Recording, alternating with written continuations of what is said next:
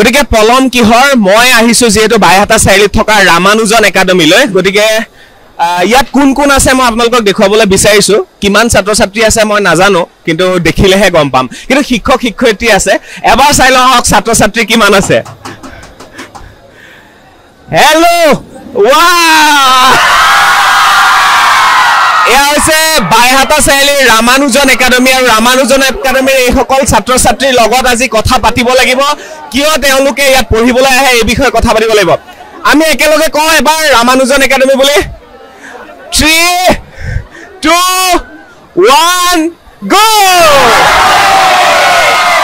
thank you ইমানে ছাত্ৰ ছাত্ৰী আছে 1200 ছাত্ৰ ছাত্ৰী আছে ইয়াত গতিকে 1200 ছাত্ৰ ছাত্ৰী থাকিলে এটা কেম্পাছত কেনেকুৱা ধৰণৰ পৰিবেশৰ সৃষ্টি হ'ব পাৰে ভাবি চাওক গতিকে এওঁলোকক ক্লাছৰুমলৈ আমি পঠিয়াও আৰু আমি তেওঁলোকৰ লগত কথা পাতিবলৈ চেষ্টা কৰিম আৰু ছাৰসকলে আমাক দেখুৱাইছিল যাতে কেনেকৈ কষ্ট কৰিব লাগিব কষ্টটো চবেই কৰে কিন্তু আমাক দেখুৱাইছিল কেনেকৈ পঢ়িব লাগিব কষ্টটো চবেই কৰে ৰামানুজনে কেনেকৈ কষ্ট কৰিব লাগে সেইটো শিকাই দিলে মানসিক শান্তিটো নিশ্চয়কৈ বহুত প্ৰয়োজনীয় আৰু এই ৰামানুজনত মই সেই মানসিক শান্তিটো লাভ কৰিবলৈ সক্ষম হৈছিলোঁ আৰু ৰামানুজন একাডেমীৰ লগত প্ৰথমবাৰৰ কাৰণে টাই আপ কৰিছে আকাশে শিক্ষা সঁচাকৈ ব্যৱসায় বুলি চলাই আছেনে আপোনালোকে দূৰণিবতীয়া ছাত্ৰ ছাত্ৰীৰ বাবে আৰু কি ব্যৱস্থা কৰিম বুলি ভাবিছে বা কৰি ৰাখিছে ইয়াত কেনেকুৱা লাগিল ৰামানুজনত পঢ়ি আৰু কেনেকৈ এই শিখৰত কেনেকৈ পালাগে তুমি মই 2023 HSLC 10th ৰেংক পাইছোঁ মই HSLC 6 নম্বৰ স্থান লাভ কৰিছিলোঁ অসমৰ ভিতৰত মই এবাৰ HSLC 2024ত সাধাৰণ গণিত আৰু উচ্চ গণিতত 100% নম্বৰ লাভ কৰিব হৈছিল 100 দুখীয়া ছাত্ৰ ছাত্ৰীয়ে কেনেকুৱা ধৰণৰ সুবিধা লাভ কৰিব বা দুখীয়া ছাত্ৰ ছাত্ৰীৰ বাবে কিবা বেলেগ ব্যৱস্থা আছে নেকি সুবিধা আছে নেকি স্কুটিত টাই ল'লে ভেন্দি কোমোৰা মোহনৰ আইৰণ কমা বুলি নীতিলক কোনোবাই জনাবি তো সেইখিনি যদি এপ্লাই কৰা যায় 21ৰ পৰা 30 লে আমি ছাত্ৰ ছাত্ৰীক যেটো কৈছে যে নম্বৰৰ ক্ষেত্ৰত তুমি 100 পাব লাগিব জ্ঞানৰ ক্ষেত্ৰত তুমি তাৰ সমানুপাতিকভাৱে কাম কৰিব লাগিব ৰিজাল্ট ভাল হোৱাৰ কাৰণে ষ্টুডেন্ট আহে নে ভাল ষ্টুডেন্ট অহাৰ কাৰণে ৰিজাল্ট ভাল হয় পাঠশালা হৈছে নামনি অসমৰ শিক্ষাৰ নগৰী নগাঁও হৈছে মধ্য অসমৰ শিক্ষাৰ নগৰী যোৰহাট আৰু ডিব্ৰুগড়ক আপোনালোকে ক'ব পাৰে যে উজনি অসমৰ শিক্ষাৰ নগৰী আৰু শেহতীয়াকৈ আমি প্ৰায় 3 বছৰ মানৰ পৰা দেখা পাই আছো যে বাইহাটা চাৰিআলিও শিক্ষাৰ নগৰীত পৰিণত হৈছে আৰু এই বাইহাটা চাৰিআলিৰ অৰ্থাৎ গুৱাহাটীৰ নিকটৱৰ্তী এই বাইহাটা চাৰিআলিৰ এখন বিশেষ শিক্ষা প্ৰতিষ্ঠান সেইখন হৈছে Ramanujan academy senior secondary school এই স্কুলখনলৈ আজি মই আহিছো আৰু শিক্ষাৰ বিষয়ে আমি আজি ইয়াত কথা পাতিব বিচাৰিছো এইখন হৈছে বাইহাটা চাৰিআলিৰ ৰামানুজন একাডেমী যিখন একাডেমীত আপোনালোকে কলা আৰু বিজ্ঞান দুয়োটা শাখাতে পঢ়িব পাৰে আৰু এই একাডেমীখনৰ পৰা বা এই শিক্ষা প্ৰতিষ্ঠানখনৰ পৰা ইতিমধ্যে অসমৰ বিভিন্ন প্ৰান্তৰৰ ছাত্ৰ ছাত্ৰীয়ে পঢ়া শুনা কৰি ভাৰতৰ ডাঙৰ ডাঙৰ শিক্ষা প্ৰতিষ্ঠানত তেওঁলোকে পঢ়িবলৈ সক্ষম হৈছে মোৰ আশে-পাশে দেখিছে আপোনালোকে ওয়ালত বা দেৱালত সেই সকল যিসকল ছাত্ৰ ছাত্ৰীয়ে ভাল ফলাফল লাভ কৰিছে তেওঁলোকৰ ইয়াত ফটো খুব ধুনীয়াকৈ লগাই থোৱা হৈছে আৰু ইয়াত কোনে কিমান শতাংশ নম্বৰ পাই উত্তীৰ্ণ হৈছে কোনে ভাৰতৰ ডাঙৰ ডাঙৰ শিক্ষাৰ প্ৰতিষ্ঠানত পঢ়িবলৈ সক্ষম হৈছে সেই সকলৰ নাম ইয়াত খুব ধুনীয়াকৈ সংলগ্ন কৰা হৈছে গতিকে এনে এখন প্ৰতিষ্ঠানলৈ আহি মই গৌৰৱান্বিত আৰু মই ভাবো আপোনালোকে এই ভিডিঅটো চাই গৌৰৱান্বিত হ'ব আৰু আপোনাৰ সন্তানক ইয়াত পঢ়াবলৈ নিশ্চয় ইচ্ছা প্ৰকাশ কৰিব আহক ভিতৰলৈ যাওঁ ৰামানুজন একাডেমীত যিসকলে পঢ়া শুনা কৰিছে আৰু তেওঁলোকে পঢ়া শুনা কৰি ভাল ফলাফল লাভ কৰি ভাৰতবৰ্ষৰ ডাঙৰ ডাঙৰ শিক্ষা প্ৰতিষ্ঠানত যিসকলে পঢ়িবলৈ সক্ষম হৈছে তেওঁলোকৰ ইয়াত ফটো আৰু নাম সংলগ্ন কৰি তেওঁলোকৰ ইয়াত খুব ধুনীয়াকৈ ফটো আনি থোৱা হৈছে কিন্তু এইজন কোন চিনি পাইছে মই চক্ৰপাণী পৰাশৰ আৰু আজি মোকো আদৰিছে তেওঁলোকে ধন্যবাদ জ্ঞাপন কৰিছো মোৰ ফালৰ পৰা যে তেওঁলোকে এইখিনি সন্মান মোক দিবলৈ বিচাৰিছে গতিকে ইয়াৰে প্ৰতিষ্ঠাপকৰ সৈতে আমি কথা পাতিম প্ৰিন্সিপালৰ সৈতে কথা পাতিম ছাত্ৰ ছাত্ৰীৰ সৈতে কথা পাতিম আৰু শিক্ষকৰ সৈতে আমি আজি কথা পাতিম ৰামানুজন একাডেমীত যেহেতু আছো গতিকে প্ৰথমে শ্ৰীনিবাস ৰামানুজন তেখেতৰ ফটোখন ইয়াত দেখি ভাল লাগিছে আৰু দুজন ব্যক্তিক মই চিনাকি কৰি দিছো সেয়া হৈছে মৃদুল শৰ্মা আৰু বিপুল শৰ্মা নমস্কাৰ জনাইছো দুইজনকে কথা আমি পিছত পাতিম ভালকে কিন্তু মই এইখিনিতে কৈ থওঁ কাৰোবাৰ মগজুত যেতিয়া এটা চিন্তা আহে সেই চিন্তাক ৰূপায়ণ কৰাৰ ক্ষেত্ৰত যথেষ্ট কষ্ট থাকে, ত্যাগ থাকে, অৰিহণা থাকে। আৰু আজিৰ পৰা 10 বছৰৰ পূৰ্বে এই ৰামানুজন একাডেমীখন প্ৰতিষ্ঠা কৰাৰ ক্ষেত্ৰত এই দুজন ব্যক্তিৰ যথেষ্ট কষ্ট, ত্যাগ আৰু চিন্তাৰ বলতেই আজি ৰামানুজন একাডেমীৰ জন্ম হ'ল। 10 বছৰ সম্পূৰ্ণ হ'ল। আজি মই জানিব আহিছোঁ, বুজিব আহিছোঁ ৰামানুজন একাডেমী কেনেকৈ জন্ম হৈছিল আৰু শৈক্ষিক ক্ষেত্ৰখনত কেনেধৰণে আগবাঢ়ি গৈ আছে। গতিকে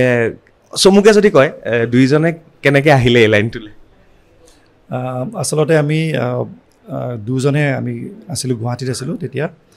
দুজনৰ আমাৰ কোচিং চেণ্টাৰ আছিলে, শিক্ষাৰ লগতে আছিলোঁ আমি। আৰু যেতিয়া আমি গুৱাহাটীত মানে টিউশ্যন চেণ্টাৰ আছিলে বা আমাৰ সেয়া আছিলে, তেতিয়া আমি দেখিলোঁ যে আমাৰ অঞ্চলৰ ল'ৰা ছোৱালীৰ কাৰণে কিবা এটা আমি কৰিব লাগে। আৰু সেইখিনি সময়ত অকণমান এনেকুৱা হৈছিলে যে আমাৰ বাইহাটা চাৰিআলিৰ বৃহত্তৰ বাইহাটা চাৰিআলি অঞ্চলত বিজ্ঞান শিক্ষাৰ অকণমান যিটো মানদণ্ড সেইটো আমি বেয়া বুলি নকওঁ বাৰু, কিন্তু অকণমান ভাল কৰিবলগীয়া আছিলে। চিন্তা কৰিলোঁ, আমি বিজ্ঞানৰ ছাত্ৰ, চ' আমি চিন্তা কৰিলোঁ যে আমি কি কৰিব পাৰোঁ বা কেনেকুৱা কি। তেতিয়া আমি চালোঁ যে ঠিকে আছে, আমি অঞ্চলটোৰ কিবা এটা কৰিব লাগিব। গুৱাহাটীত কৰিলোঁ বহুত, এতিয়া আমি নিজৰ অঞ্চলৰ কাৰণে কৰোঁ। ঠিক তেনেদৰে আহি পেলাই চিন্তা কৰিলোঁ, দুএগৰাকী ইয়াৰে খুব মানে ভাল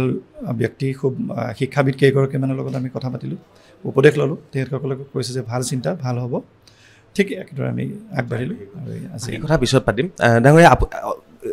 লগ কেতিয়া পাইছিল দুইজনে আৰু কেনেকৈ প্ৰথম কোনটো সময়ত আলোচনা হৈছিল এনেকুৱা এখন প্ৰতিষ্ঠান হোৱাটো দৰকাৰ? আজিৰ পৰা 10 বছৰ আগৰ কথাটো জানিব বিচাৰিছোঁ। আমাৰ চিনাকি বাৰু আগৰ পৰাই হয়,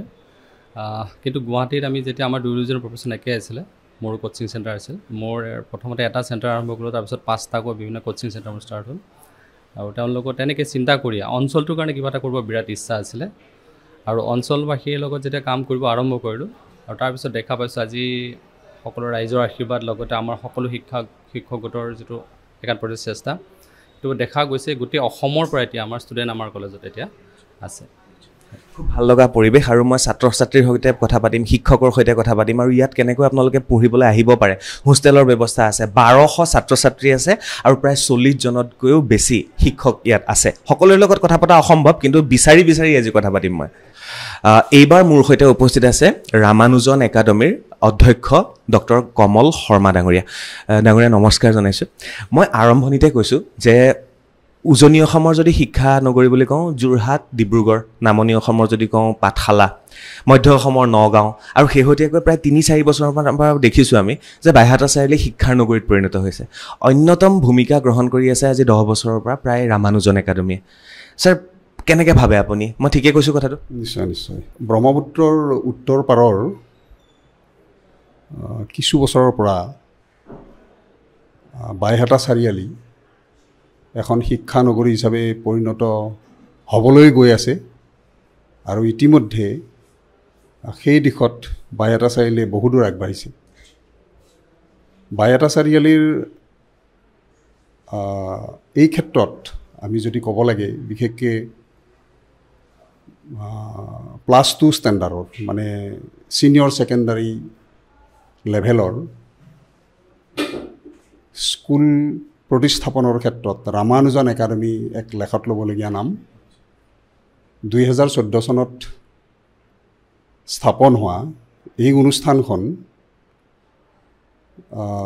ইতিমধ্যে ৰাইজৰ মাজত যথেষ্ট জনপ্ৰিয়তা লাভ কৰিছে। এই ধৰণেই যে ছাত্ৰ ছাত্ৰীবিলাকৰ যি ধৰণে আশা কৰি তেওঁলোকে ইয়াত নামভৰ্তি কৰে, সেই আশা বহু পৰিমাণে পূৰ্ণ হোৱা দেখা গৈছে। আৰু বিভিন্ন ক্ষেত্ৰত তেওঁলোক সংস্থাপিত হোৱাৰ উপৰিও বিভিন্ন ভাল শিক্ষানুষ্ঠানত তেওঁলোকে নামভৰ্তিৰ সুযোগ পাইছে। নিশ্চয় এই একাডেমীখনৰ সুশিক্ষাৰে ফল বুলি ক'ব লাগিব। যথেষ্ট পৰিমাণে ছাত্ৰ ছাত্ৰী ইয়াতে নামভৰ্তি কৰে প্ৰতি বছৰে। এই শিক্ষাবৰ্ষটোত মুঠতে কলা শাখাত 300 ষ্টুডেণ্ট আৰু বিজ্ঞান শাখাত প্ৰায় 900 ষ্টুডেণ্টে ইয়াত অধ্যয়ন কৰি আছে। যিসকল শিক্ষক শিক্ষয়িত্ৰী তেওঁলোক যথেষ্ট পৰিমাণে শিক্ষা প্ৰদানৰ ক্ষেত্ৰত যথেষ্ট আগ্ৰহী, আৰু তেওঁলোকেও প্ৰতিজন ছাত্ৰ ছাত্ৰীৰ লগত সময় দিয়ে মূল কথা এনেকুৱা সময় দিয়া মানে প্ৰত্যেকগৰাকী ছাত্ৰ ছাত্ৰীৰ তেওঁলোকৰ যি শিক্ষাৰ যিটো মানে গ্ৰহণৰ যিটো প্ৰৱণতা তাৰ ক্ষেত্ৰত যদি কিবা শুধৰণি থাকি যায় খুব সহজেই তেওঁলোকে এইটো নিৰাময় কৰিব পাৰে স্কুলৰ যি কেম্পাছ এই কেম্পাছত আমাৰ ক্লাছ শেষ হোৱাৰ পিছতো শিক্ষাগুৰুসকলে ছাত্ৰ ছাত্ৰীসকলক লগত লৈ পেলাই তেওঁলোকৰ যিবিলাক শুধৰণি এইটোক আমি ইংৰাজীত ডাউট ক্লিয়াৰিং ছেশ্যন বুলি কওঁ আৰু সেই একেখিনি কথাই আকৌ সন্ধিয়া 5টাত বা সন্ধিয়া 5টা বজাৰ পৰা হোষ্টেলবিলাকত তেনেকৈ বিভিন্ন বিভাগৰ শিক্ষাগুৰুসকল গৈ পেলাই তেওঁলোকৰ এই সন্দেহবিলাক নিৰাময় কৰে তেওঁলোকৰ যাতে অসুবিধা নহয় আৰু এইটোৰ এটা উদ্দেশ্য আছে আমাৰ স্কুলখনৰ বা এইখন ৰামানুজন একাডেমীত এনেকুৱা এটা কথা আছে যে ইয়াৰ ছাত্ৰ ছাত্ৰীসকলে বেলেগত টিউশ্যন কৰিব নালাগে আমাৰ এইটো এটা কেনেকুৱা লক্ষ্যৰ নিচিনা যে ছাত্ৰ ছাত্ৰীসকলে যে টিউশ্যন নকৰাকৈ তেওঁলোকৰ পঢ়া শুনাৰ ক্ষেত্ৰত থকা অসুবিধাখিনি ইয়াতেই তেওঁলোকে দূৰ কৰিব পাৰে এইটো এটা আমাৰ লক্ষ্য গতিকে আৰু শিক্ষাগুৰুসকল যথেষ্ট এক্সপেৰিয়েঞ্চ টিচাৰ ইয়াত আছে আৰু তেওঁলোকে খুব ভাল ধৰণে শিক্ষাদান কৰে আৰু প্ৰত্যেকগৰাকী শিক্ষক শিক্ষয়িত্ৰীয়ে এই ক্ষেত্ৰত তেওঁলোক যথেষ্ট পৰিমাণে দায়বদ্ধ ছাত্ৰ ছাত্ৰীৰ বিশেষকৈ ৰিজাল্টক লৈ পেলাই বহুতকেইটা কাৰণৰ বাবে ৰামানুজন একাডেমী কিছু পৃথক আৰু বাইহাটা চাৰিআলি অঞ্চলৰ শিক্ষাৰ ক্ষেত্ৰখনত বিশেষ অৰিহণা যোগাইছে আৰু এটা কথা মই কৈ থওঁ আকাশ যিখন কোচিং চেণ্টাৰ আছে তাৰ লগত ৰামানুজন একাডেমীৰ কিছু সম্পৰ্ক আছে এইখিনি কাহিনী মই আপোনালোকক কৈ আছোঁ এইবাৰ মোৰ সৈতে উপস্থিত আছে ৰামানুজন একাডেমীৰ বাইহাটা চাৰিআলিৰ ৰামানুজন একাডেমীৰ শিক্ষক আৰু শিক্ষয়িত্ৰীসকল কাৰণ তেওঁলোকৰ লগত কথা পাতিবই লাগিব কাৰণ তেওঁলোকে পঢ়োৱাৰ পিছতহে ছাত্ৰ ছাত্ৰীসকলে ভাল ৰিজাল্ট কৰে আৰু সমাজলৈ সুনাম কঢ়িয়াই আনে বেলেগ বেলেগ বিভাগৰ বেলেগ বেলেগ শিক্ষক আছে মই সকলোৰে লগত কথা পাতিবলৈ ট্ৰাই কৰিম চেষ্টা কৰিম তথাপি মই সিলেক্ট কৰি নলওঁ বাৰু কাকো সকলোকে শুভেচ্ছা জনাইছোঁ আৰু ছাৰ নমস্কাৰ আপোনাৰ নামটো জানিম আৰু আপুনি কি পঢ়াই ছাৰ মোৰ নাম কিশোৰ কুমাৰ ডেকা মই বিজ্ঞান শাখাৰ উপাধ্যক্ষ মোৰ ছাবজেক্ট অসমীয়া ছাৰ পৃথক কিয় হয় ৰামানুজন একাডেমীৰ শিক্ষকসকল ৰামানুজন পৃথক এইকাৰণে যে ৰামানুজনত আমি যিটো শিক্ষা পদ্ধতি নিয়মানুৱৰ্তিতা সেইখিনি আমি খুব সুন্দৰভাৱে পৰিচালিত কৰোঁ আমি ছাত্ৰ ছাত্ৰীক মানে যিটো আমাৰ দৈনন্দিন ৰুটিন ক্লাছ তাৰ উপৰিও আমি এক্সট্ৰা কেয়াৰ দিওঁ আৰু আমি টিউশ্যন ফ্ৰী এডুকেশ্যন গতিকে আমাৰ নোৱাৰে কোনো নোৱাৰে ছাৰ নমস্কাৰ ছাৰ আপোনাৰ নামটো ক'ব আৰু কি পঢ়াইছে মোৰ নামটো পিয়াক আব্দুল আজিজ মই মেথমেটিক্স পঢ়াওঁ হয় অংক বুলি ক'লে ভয় খাই যাওঁ আমি অংক পংক লাগেই ছাৰ অংক কেনেকৈ সহজ হ'ব পাৰে আচলতে অংক ঠিক মই নকওঁ যে এইটো জটিল বিষয় বুলি নকওঁ অংকলৈ আচলতে আমি অলপ খেলা ধৰণৰ খেলিব লাগে যেনেকৈ আমি ৰেগুলাৰলি এটা খেলা খেলি অলপ এণ্টাৰটেইন কৰোঁ তেনেকৈ যদি আমি গণিতক তেনেকুৱা এণ্টাৰটেইন বুলি ভাবি পেলাই আমি যদি পঢ়া আৰম্ভ কৰোঁ ন তো গণিত সঁচাকৈ কিন্তু সহজ হয় আৰু আমাৰ ইয়াৰ ল'ৰা ছোৱালী কিন্তু গণিত অধিকাংশই কিন্তু মানে সহজ পায় আৰু ভাল নাপায় এইটো আমাৰ ৰিজাল্টে কৈছে হয় হয় হায়েষ্ট মাৰ্কো পাইছে গণিতত highest mark actually state highest mark পোৱা নাই 1 নম্বৰ কাৰণে আমি মানে প্ৰত্যেকভাগে মাত্ৰ 1 নম্বৰ এই একটোৱে কেনা লগাই আছে মানে একটোৱে কেনে লাগে আছে এইটো নাজানো আমাৰ দুখ নে ষ্টুডেণ্টৰ দুখ নে আমি আনলাগি এইটো নাজানো কিন্তু আশা কৰিম আমি আগন্তুক সময়ত আমি নিশ্চয় মানে 100 পাব চেষ্টা কৰিম 99 লৈকে গৈছে ৰামানুজন একাডেমী এবাৰ 1টো পাই পেলাই 100 কৰি দিব নিশ্চয় নিশ্চয় ধন্যবাদ ছাৰ নমস্কাৰ ছাৰ আপুনি কেমিষ্ট্ৰি পঢ়াইছে মই কেমিষ্ট্ৰি পঢ়াওঁ নামটো কি আছে বিজু কলিতা কেমিষ্ট্ৰি বুলি ক'লেও ভয় লাগে ছাৰ সহজ কেনেকৈ হ'ব কেমিষ্ট্ৰি সহজ মানে কি আমি ব্যৱহাৰিক এক্সাম্পলবিলাক দিব লাগিব ছাপ'জ মই যদি আপোনাক কওঁ যে এটমিক নাম্বাৰবিলাক সাধাৰণতে ষ্টুডেণ্টৰ মনত নাথাকে কাৰ পিছত কি আহে কিছুমান সৰু সৰু ঘৰুৱা আমি যদি চেণ্টেঞ্চ ইউজ কৰোঁ তাতেই হৈ যায় যেনে মই ক'লোঁ যে স্কুটিত তাই ল'লে ভেন্দি কোমোৰা মোহনৰ আইৰণ কমা বুলি নীতিলক কোনোবাই জনাবি তো সেইখিনি যদি এপ্লাই কৰা যায় 21 পৰা 30 এটমিক নাম্বাৰবিলাক আহি যায় জাষ্ট মই এটা এক্সাম্পল দিলোঁ আৰু ছাৰ কৈ দিয়কচোন কেনেকৈ তাতে সোমাই আছে মানে স্কুটিত হ'লে SC স্কেণ্ডিয়াম টাই TI মানে টাইটেনিয়াম আহিব ভেন্দি ফেনাডিয়াম আহিব তো এনেকৈ মই এপ্লাই কৰিব পাৰোঁ কবিতাৰে বুজাই দিয়ে ইমান চিম্পল ভাল লাগিলে ছাৰ নমস্কাৰ ছাৰ চশমা আপুনি কি আপুনি হয় মই অকণমান চকুৰ প্ৰব্লেম আছিলে সেইকাৰণে আছোঁ বৰ্তমান ঠিকে আছে হয় আছোঁ ছাৰ ছাৰ আপোনাৰ নামটো কওক মোৰ প্ৰাণজিৎ পাটোৱাৰী আৰু মই কলা শাখাৰ উপাধ্যক্ষ হিচাপে আছোঁ লগতে মোৰ বিভাগটো হৈছে শিক্ষা বিভাগ হয় ছাৰ সকলোৱে কলাটো বাৰু মানে অকণমান আৰ্টছটো সহজেই পায় আমিও আৰ্টছৰে হয় আৰ্টছ আৰু ছায়েন্সৰ মাজত কেনেকুৱা ইয়াত ৰামানুজন একাডেমীৰ হেৰি বেলেগ বেলেগ হয় যদিও ষ্টুডেণ্ট একেলগে তেওঁলোকে গ্ৰ'থ কৰে হয় নিশ্চয় আমাৰ ইয়াত কলা আৰু বিজ্ঞান বুলি ধৰক ষ্টুডেণ্টে তেনেকৈ নিজে ডিফাইন কৰে মই অমুক হ'ম তেনেকুৱা টাইম তেওঁলোকৰ থাকে কিন্তু বেছিকেলি আমাৰ একাডেমীত তেনেকুৱা কোনো এনেকুৱা নহয় যে আমি আৰ্টছেই পঢ়িব লাগিব ছায়েন্স পঢ়িব লাগিব এনেকুৱা কম্পালচন নাই কিন্তু আমি ষ্টুডেণ্টকতো ফ্ৰীডম দিয়া হয় আৰু তেওঁলোকৰ সেই ফ্ৰীডম হিচাপে বা এইম হিচাপে তেওঁলোকে যেনেকৈ ডিফাইন কৰে তেনেকৈ আমাৰ ছিষ্টেমটোত আগবাঢ়িব পাৰে একো বিহুত মই আহিম এইফালে আহি লৈছোঁ কিয় বেলেগ ৰামানুজন একাডেমী আপুনি কি পঢ়ায় নামটো কি মোৰ নাম মৃদুল শৰ্মা হয় মই কেমিষ্ট্ৰিৰ শিক্ষক মৃদুল শৰ্মা এম ডি ছাৰৰ লগত একে নামৰ ভালে কেমিষ্ট্ৰিৰ শিক্ষক হয় ৰামানুজন একাডেমী এইকাৰণেই বিশেষ ৰামানুজন এটা ছিষ্টেমেটিক ষ্টাডিত পঢ়োৱা যায় একদম কমপ্লিট আপোনাৰ এনভাইৰমেণ্টটো আপুনি গম পাব ৰাতিপুৱা 9টা বজাত 3:30 ক্লাছ চলে তাৰপিছত আপোনাৰ এক্সট্ৰা ডাউট ক্লিয়াৰ ক্লাছ চলে তাৰপিছতো আমি যিখিনি ষ্টুডেণ্ট হোষ্টেলত থাকে সেইখিনি ষ্টুডেণ্টক আমি এক্সট্ৰা কেয়াৰ কৰোঁ আপ টু 9:30 ৰাতি তাহলে আমি কেয়াৰ কৰোঁ তাৰপিছতো আপুনি দেখা পাব ষ্টুডেণ্টবোৰৰ এনি টাইম ক্লাছ ৱৰ্ক চলিয়ে থাকে ইউনিট টেষ্ট থাকে স্পেচিয়েল টেষ্ট থাকে স্পেচিয়েল গ্ৰুপ বনোৱা যায় তাৰমানে আমি এনি টাইম লাগিয়ে থাকোঁ ষ্টুডেণ্টৰ লগত এদিনো এটা মুহূৰ্ততো আমি ষ্টুডেণ্টক বাদ নিদিওঁ তাৰমানে প্ৰতি মুহূৰ্তত লাগি থাকোঁ সেইকাৰণে ৰামানুজনে বিশেষ হয় মৃদুল শৰ্মা ছাৰ আৰু এটা কথা ছাৰে কৈছে ইয়াত প্ৰত্যেকগৰাকী শিক্ষকে ইয়াত পাৰ্মানেণ্টলি ইয়াত টিচিং কৰে কোনো কিছুমান একাডেমি আছে য'ত মানে পাৰ্ট টাইম কৰে ইয়াত কিন্তু সকলো শিক্ষক ইয়াৰে শিক্ষক আমাৰ লগত আছে আন এগৰাকী শিক্ষক আৰু তেখেতক মই চিনাকি এইকাৰণে কৰি দিব লাগিব আপোনালোকে বহুতে সেই বাতৰিটো পাইছিলে যে আছামিজত 100 ছাৰ সেইটো লৈ ইমান চৰ্চা হ'ল ষ্টুডেণ্টগৰাকীৰ নাম কি আছিলে সাধনা দেৱী ফাৰ্ষ্ট টাইম কৰিছিল 2022 বৰ্ষত কলা শাখাৰ পৰা আপোনাৰ ষ্টুডেণ্ট আছিল হয় আমাৰ ষ্টুডেণ্ট আছিল আচলতে ছাত্ৰীগৰাকীৰ নিজস্ব ক্ষমতাও আছিল কিন্তু সেই ক্ষমতাৰ লগতে আমি যিখিনি ছাত্ৰীগৰাকীৰ যিখিনি অসুবিধা আছিল সেই অসুবিধা আমি পূৰণ কৰিবৰ কাৰণে যত্ন কৰিছিলোঁ এইখিনিতে মই এটা কথা অনুকীয়াই থ'ব বিচাৰোঁ আচলতে ছাত্ৰীগৰাকীৰ যিটো বিতৰ্ক হৈছিল যে কিয় তেনেকৈ তেওঁ 100 নম্বৰ পালে আচলতে আমাৰ উদ্দেশ্যটো হৈছে যে পেপাৰখনত থকা 100 নম্বৰটো আচলতে প্ৰতিখন পেপাৰতে 100 নম্বৰ থাকে আৰু 100 নম্বৰটো আমাৰ টাৰ্গেট আমি ছাত্ৰ ছাত্ৰীক যিটো কৈছোঁ যে নম্বৰৰ ক্ষেত্ৰত তুমি 100 পাব লাগিব জ্ঞানৰ ক্ষেত্ৰত তুমি তাৰ সমানুপাতিকভাৱে কাম কৰিব লাগিব কেৱল জ্ঞান সৰ্বোচ্চ বা নম্বৰ সৰ্বোচ্চ কাম কৰিলে নহ'ব জ্ঞানৰ ক্ষেত্ৰতো তুমি আগবাঢ়িব লাগিব আৰু তাকে কৰিবলৈ যাওঁতে সেই 100 নম্বৰটো তুমি টাৰ্গেটত ৰাখিব লাগিব আৰু সেই মুহূৰ্তত হয়তো তেওঁ কথা এষাৰ কৈছিল যে মোক কোনো ভিত কৰিব নোৱাৰে তেনেকৈ পঢ়িছিলোঁ আচলতে কথাষাৰ তেনেকুৱা নহয় কথাষাৰ তেওঁ আচলতে কৈছিল যে তেওঁ 100 নম্বৰৰ কাৰণে পঢ়িছিল যিটো 100 নম্বৰ পেপাৰখনত থাকে সেইটো কাৰণে পঢ়িছিল আৰু তেওঁ বিট কৰিব নোৱাৰে শব্দটো সেই ক্ষেত্ৰতে প্ৰয়োগ কৰিছিল আৰু এটা প্ৰশ্ন আপোনাক কৰোঁ প্ৰাইভেট ইনষ্টিটিউটবিলাকে সেয়া ৰামানুজন বুলি কোৱা নাই মই অভাৰঅল সুধিব বিচাৰিছোঁ সকলোৱে টাৰ্গেট কৰে যে নম্বৰ ভাল পাবই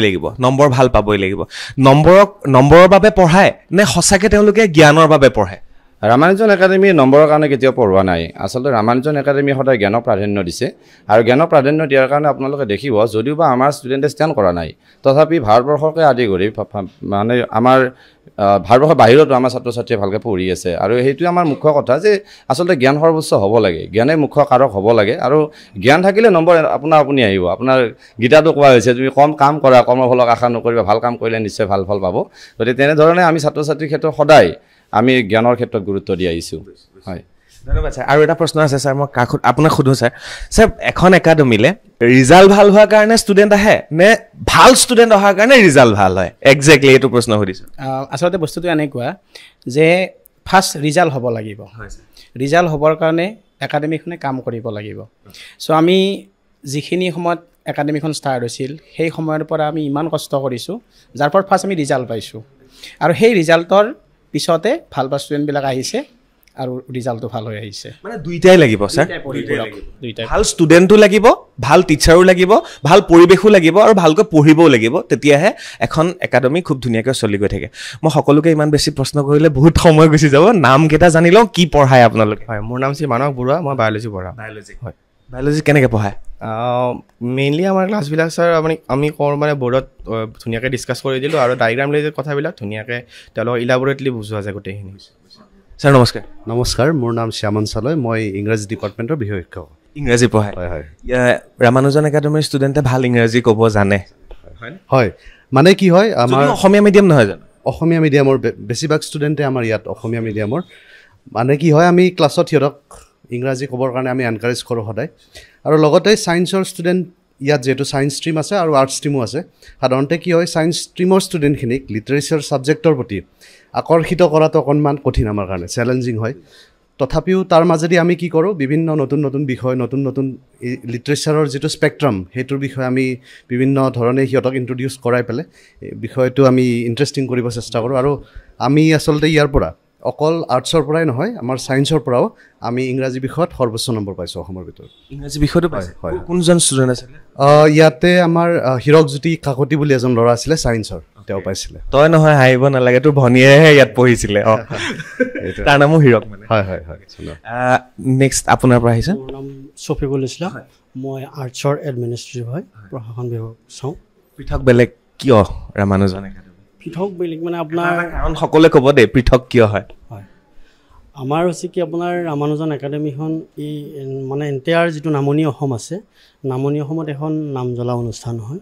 আৰু আমাৰ অনুষ্ঠানখনে আপোনাৰ 2014 বৰ্ষৰ পৰা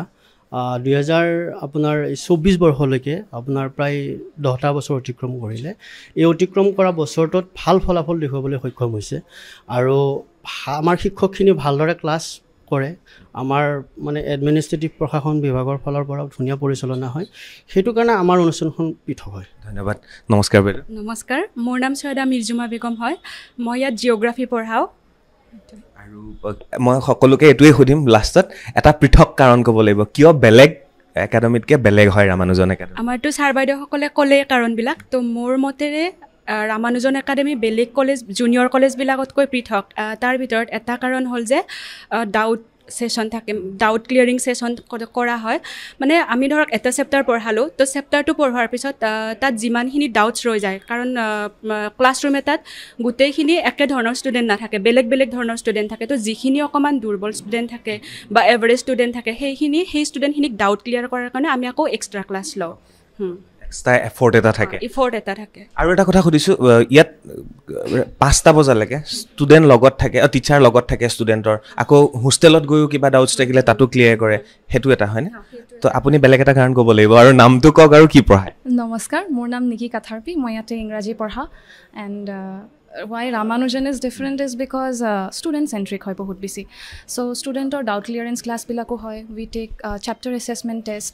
and jetu agote ami school college ot thakote olop bhoy khaisilu teacher logot interact koribolike. So the students here they are not scared of it because hetu provide kora hoy yate. So which is why I feel it's quite different. টিচাৰে হাতত bat লয় নে ইয়াত টিচাৰে খং কৰে নে ইয়াত নে teacher ফ্ৰেণ্ডৰ নিচিনা বিহেভিয়াৰ কৰে ইয়াত সকলো যেতিয়া মানে নিড হয় তেতিয়া বেট ল'ব লগা হৈ যায় আৰু প্ৰিন্সিপাল ছাৰ ৰুমত দেখিছোঁ নহয় ছাইডতে ভৰাই থৈ দিছে মই হয় কেতিয়াবা ল'ব লগা হয় হয় বাইদেউ নমস্কাৰ নমস্কাৰ মোৰ নাম ফাৰ্জিনা বেগম মই বায়'লজি পঢ়াওঁ হয় পৃথক কিয় কোনটো কাৰণত পৃথক বুলি ভাবে পৃথক কাৰণ পৃথক হ'ব লাগিলে গোটেই কলেজখনৰ গোটেই ছিষ্টেমটো পৃথক হ'ব লাগিব মানে আমাৰ মেনেজমেণ্টটো পৃথক শিক্ষকো পৃথক আৰু ষ্টুডেণ্টটো পৃথক বেলেগৰ পৰা সেইটো কাৰণত ৰামানুজন একাডেমি পৃথক এতিয়া পৃথক বুলি ক'লে আমাৰ ষ্টুডেণ্টখিনিয়ে কষ্ট কৰে প্ৰথম কথা সেইটো